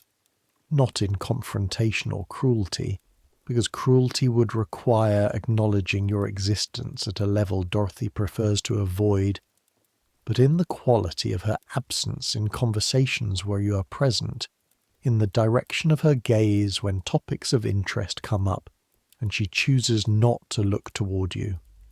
You understand why, eventually. She was in Anne's household too, not as a close attendant, not one of the 5 in the tower, but in the outer household, present at court, serving in the capacity that many ladies serve, part of the general attendance. She knew Anne. She is here now, in Jane's household, doing exactly what you are doing, making the adjustment, serving the new queen, proceeding. And something about you, specifically, your presence, your face, something, is a reminder of something she would prefer not to be reminded of. You leave her alone. You don't avoid her. That would be too obvious, too acknowledging. But you don't seek her out either. You give her the space she seems to need, and you don't take it personally, and you sew your altar cloth. One evening, maybe 3 months into Jane's court, she sits down next to you. Unexpected. She picks up her own sewing, which is more elaborate than yours. She does beautiful work, tiny precise stitches in complex patterns, and she sews for a while without speaking. Then, "You were in the tower." "Yes," you say, "with her." "Yes," a pause, the needle's going, the fire. "Was it?" She stops, starts again. "Was it as—" She can't finish the question. "It was what it was," you say. Another pause, longer. "I should have been there," she says, "instead of you. I was closer to her. I knew her longer." You think about this. "They chose who they needed," you say. "They chose people who wouldn't." She stops. Who wouldn't what? Who wouldn't be too loyal? Who wouldn't be too compromised by proximity? Who were close enough to be useful, but not so close as to be dangerous? "Yes," you say. She sews. You sew. "She was—" Dorothy starts. "I know," you say. This is the entirety of the conversation, but it is enough. It resolves something that needed resolving. Dorothy Skipwith is not unfriendly to you after that. She's not a friend. She's never quite a friend. But she's not unfriendly. And sometimes, across the ladies' chamber, she looks at you with an expression you don't need to translate. Let me tell you about Catherine Howard more carefully, because I moved through her too quickly. She arrives in late 1539 or very early 1540 as part of the arrangements for the new marriage, the marriage to Anne of Cleves that will happen and immediately begin failing. Catherine comes as one of the attendant ladies of the new queen, which is how she gets close to the king, which is how this specific disaster unfolds. When you first see her, she is still in the outer orbit of the court, not yet the focus of anything, just a young woman in the considerable Howard family constellation, dark-haired and small and full of a quality of aliveness that is both appealing and slightly alarming to someone who has learned to be cautious about aliveness in the vicinity of the king. She laughs easily, moves easily, has the quality that very young women sometimes have of being entirely in their bodies in a way that older people who've been through things, stop being, some of the self-consciousness of experience not yet having developed. You watch her, that autumn, with a kind of private anxiety that you can't act on and can't explain to anyone. She doesn't know. That's the thing. She doesn't know anything about Anne Boleyn in the way you know about Anne Boleyn.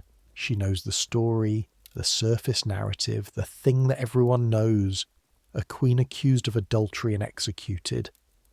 But she doesn't know what that actually cost. She was 10 or 11 when it happened. It was an event in other people's lives, not in hers. By the time Henry's attention turns to her, she has exactly no useful information about what Henry's attention at this level means. Her family knows. Her family is using what they know. But Catherine herself, she thinks wonderful things are happening. She is pleased to be the king's favourite. She is pleased and giddy and young and utterly unprepared. You serve her from a distance, and you watch her move through her new elevation with the helpless feeling of someone who can see a thing coming that the person in its path cannot. What can you do?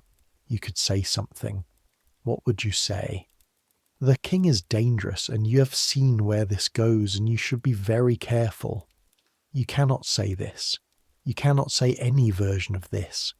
Saying it would be treason, implicitly criticising the king's choices, implicitly comparing his new favourite to his last one, implicitly suggesting that what happened to Anne Boleyn was something other than a legal proceeding of perfectly appropriate justice. You cannot say it, so you watch. And when she becomes queen, in late 1540, you serve her properly, with all of it.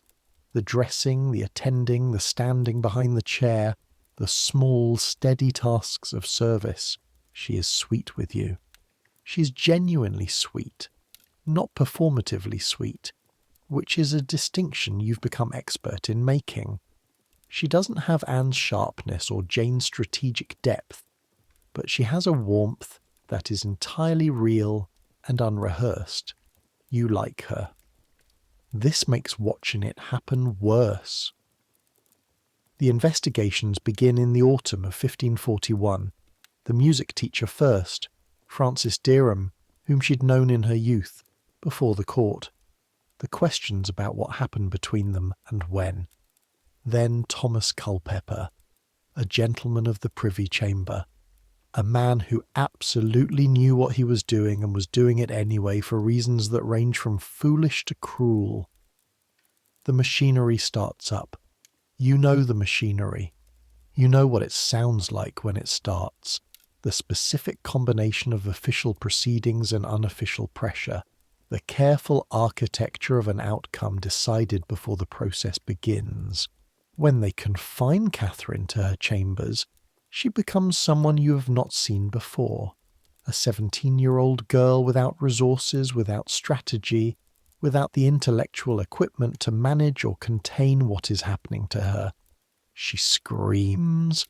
She screams for the king with the genuine, desperate faith of someone who still believes the king can fix this, that if she could only reach him, explain herself, make him see. This is the most heartbreaking thing about Catherine Howard. She doesn't understand that the king is the mechanism, not the solution. You sit with her through the nights when she can be sat with. You bring water. You hold her hand when she allows it. When she cannot bear anyone near her, you stay in the adjoining room, and you listen to her, and you say nothing, and you stay. On the last night before they move her to the tower, she falls asleep in her chair. She's been awake for 2 days, almost entirely awake, and her body finally insisted. She fell asleep in the chair by the fire abruptly, the way very young children fall asleep, completely without preparation, one moment awake and the next entirely gone. You covered her with your shawl. You sat nearby and watched her sleep, and you thought about what Lady Kingston told you once, about the body needing rest even when rest seems impossible. She slept for 4 hours. When she woke, she was confused for a moment. That half-second of not knowing, of the mind returning from wherever it goes in sleep, and for that half-second her face was just a face, just a young woman waking up, just Catherine. Then she remembered, and she looked at you. "Tell me it isn't as bad as I think it is," she said. You held her gaze for a moment. "I can't do that, Your Grace," you said. She nodded. Her face settled back into the fear. "No," she said, "I suppose not." You did not go to the tower with her. You told yourself you were glad of this, and you were. But also you carried a specific guilt about it that settled in you alongside the other things you carry. The elm chest, the prayer book, the 4 times singing the Kent song. You could not have protected her. You could not have protected any of them. Your presence in the tower was not protection. It was witness, but you carry it anyway. February 1542. The court that continues to continue. You find out from a woman you pass in the corridor, who heard it from another woman, who heard it from a guard. the brief, efficient transmission of terrible news through the body of a court that has learned to handle these things with a minimum of visible disruption.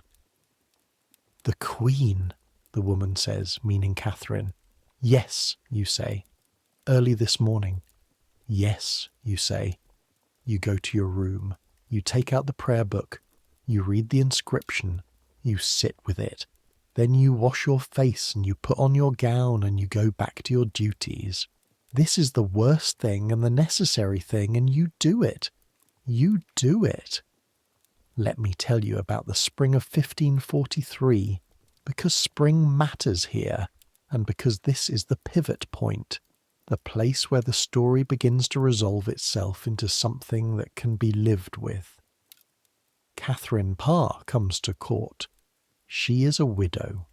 Twice over, she has already outlasted 2 husbands, both older men, and is known as a person of intelligence and genuine religious conviction, a supporter of the reformist cause in the way that Anne was, but with more caution about how she expresses it. She is 31. She has survived things. This is visible in her. You serve her as you have served the others. You dress her in the mornings, the familiar ritual, the comb and the pins and the hood, and your hands do the work with the ease of years of practice, automatic and careful. She is kind, genuinely and specifically kind, not as a performance but as a baseline way of moving through the world. She notices when people are tired. She notices when someone hasn't eaten. She says thank you, actually says it, in a way that some of the queens before her never did. Not because they were cruel, but because the relationship between a queen and her ladies doesn't require it, and she does it anyway. One morning, 3 weeks into your service, she says, "You were in the Tower with Anne Boleyn." It is not a question. She has done her research. "Yes, Your Grace," you say. "I'm sorry," she says. "That must have been—" "I managed," you say. She looks at you with the specific quality of attention of someone who's actually listening rather than going through the motions of listening. "I don't doubt it," she says. "I just wanted to say so anyway," you nod. "Thank you, Your Grace," you say. She turns back to the mirror. "I intend," she says conversationally, as if this is an ordinary thing to say while having one's hood adjusted, "to still be alive at the end of this marriage." You pause, your hands at her collar. "Yes, Your Grace," you say. "I have a plan," she says. "It requires being less interesting than I am, which is challenging for me, but manageable." You finish with the collar. "I'll help however I can," you say. She looks at you in the mirror. "I know you will," she says. "You've been helping queens for 7 years. You know how it works." "I'm learning," you say. She almost smiles. "No," she says. "You've learned. There's a difference." She is right. There is a difference. You're 24 years old, and you have been in the service of the women who wear the English crown for 7 years, and the things you have learned are not things that can be named in a single list, but are part of the structure of who you are now, the way the bones are part of the structure of the body, present, load-bearing, not visible, but holding everything up. You know how to read a room. You know how to be useful without being obvious. You know how to carry things that cannot be put down and still function in the daily world, still dress the queen, still stand behind the chair, still smile at the right moments. You know how to survive. Not survive in the diminished sense, not the mere continuation of breathing. Survive in the full sense. Maintain yourself. Maintain your judgment. Maintain the things that matter to you. Maintain the faithfulness you owe to the people you served and the experiences you lived through. You survive with what you know intact. Catherine Parr will survive this marriage. She will outlive Henry. She will be the last wife. the one who makes it to the other side. You will be there when she does. Let me take you back to the evening one final time. February 1542. The room, the fire, the candle, the prayer book on the table, your feet in the good-wool stockings, the blanket thick on your knees, outside the bare garden in the pewter February light. You've been sitting here for an hour, maybe longer. The book in your lap is open, but you haven't been reading it. Your eyes have been at the garden, at the sky going from pewter to dark, at the last of the afternoon light withdrawing. You pick up the prayer book. You open it to the inscription. Do not be afraid. The worst thing that can happen to you is that you live. You've been reading this for 6 years. You've read it in Whitechapel and in the court of Jane, and in the months after Jane, and in the waiting time between Queen's and now, here, in February 1542, in the court that continues to continue. You understand it now in a way that contains all the previous understandings, the courage reading and the faithfulness reading and the obligation reading, but also something beyond them, something simpler. She was telling you, you are enough. Whatever comes next, you are enough for it. You've already been given the proof. You've done it. The things that had to be done, in the Tower and after, in the subsequent years, the steady loyal work of going on. You've done it. You know that you can. The worst thing that can happen to you is that you live means. The worst thing, the most demanding thing, requires nothing more than what you already are. You are equipped for the worst thing. You have been equipped all along. This reading settles something in you. The fire is low. The room is warm. The dark is complete outside the window. Tomorrow. Catherine Parr's household. The morning dressing, the steady work. And after tomorrow, more days. And more after that.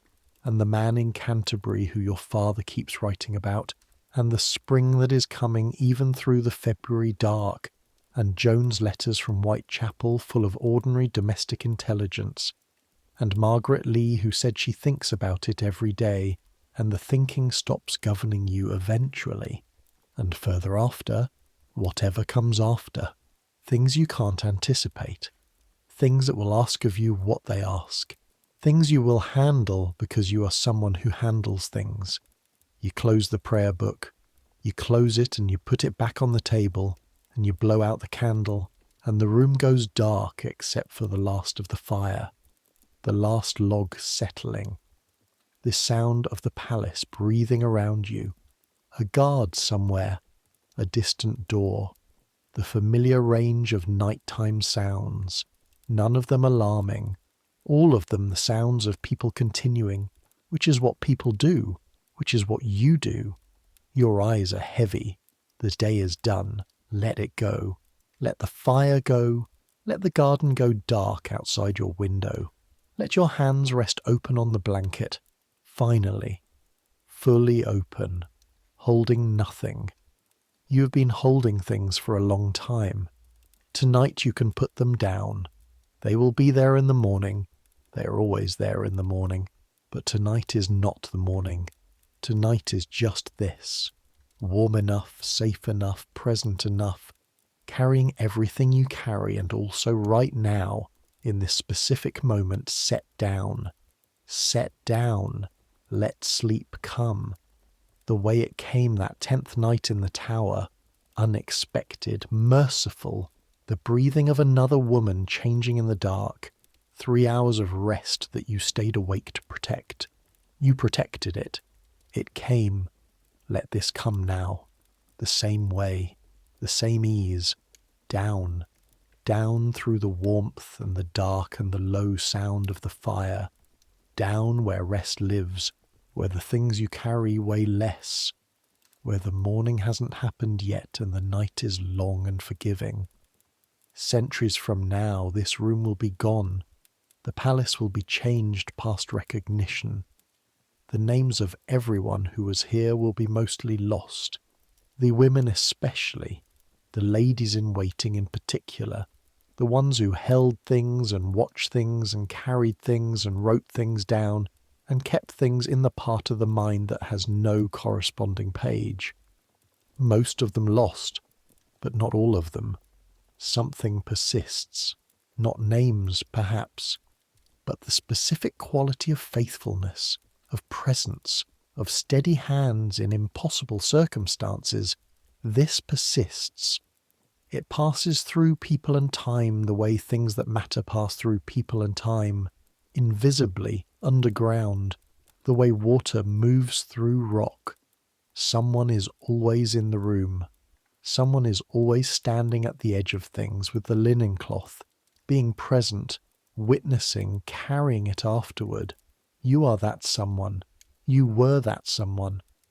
And wherever you are now, in whatever room, in whatever February or May or October, with whatever you're carrying, you're still enough. You have always been enough. Let the fire go out. Let the dark come in. Let your breathing go slow and then slower and then slow enough to be not quite distinguishable from sleep. The same breath, the same dark, the same old city turning toward morning, somewhere under the clouds, turning the way it always turns, the way it turned on every May 19th and every February 13th, and every ordinary day between. The bells will ring in the morning. They always ring in the morning. But not yet, not yet. Sleep now. Just sleep. Good night.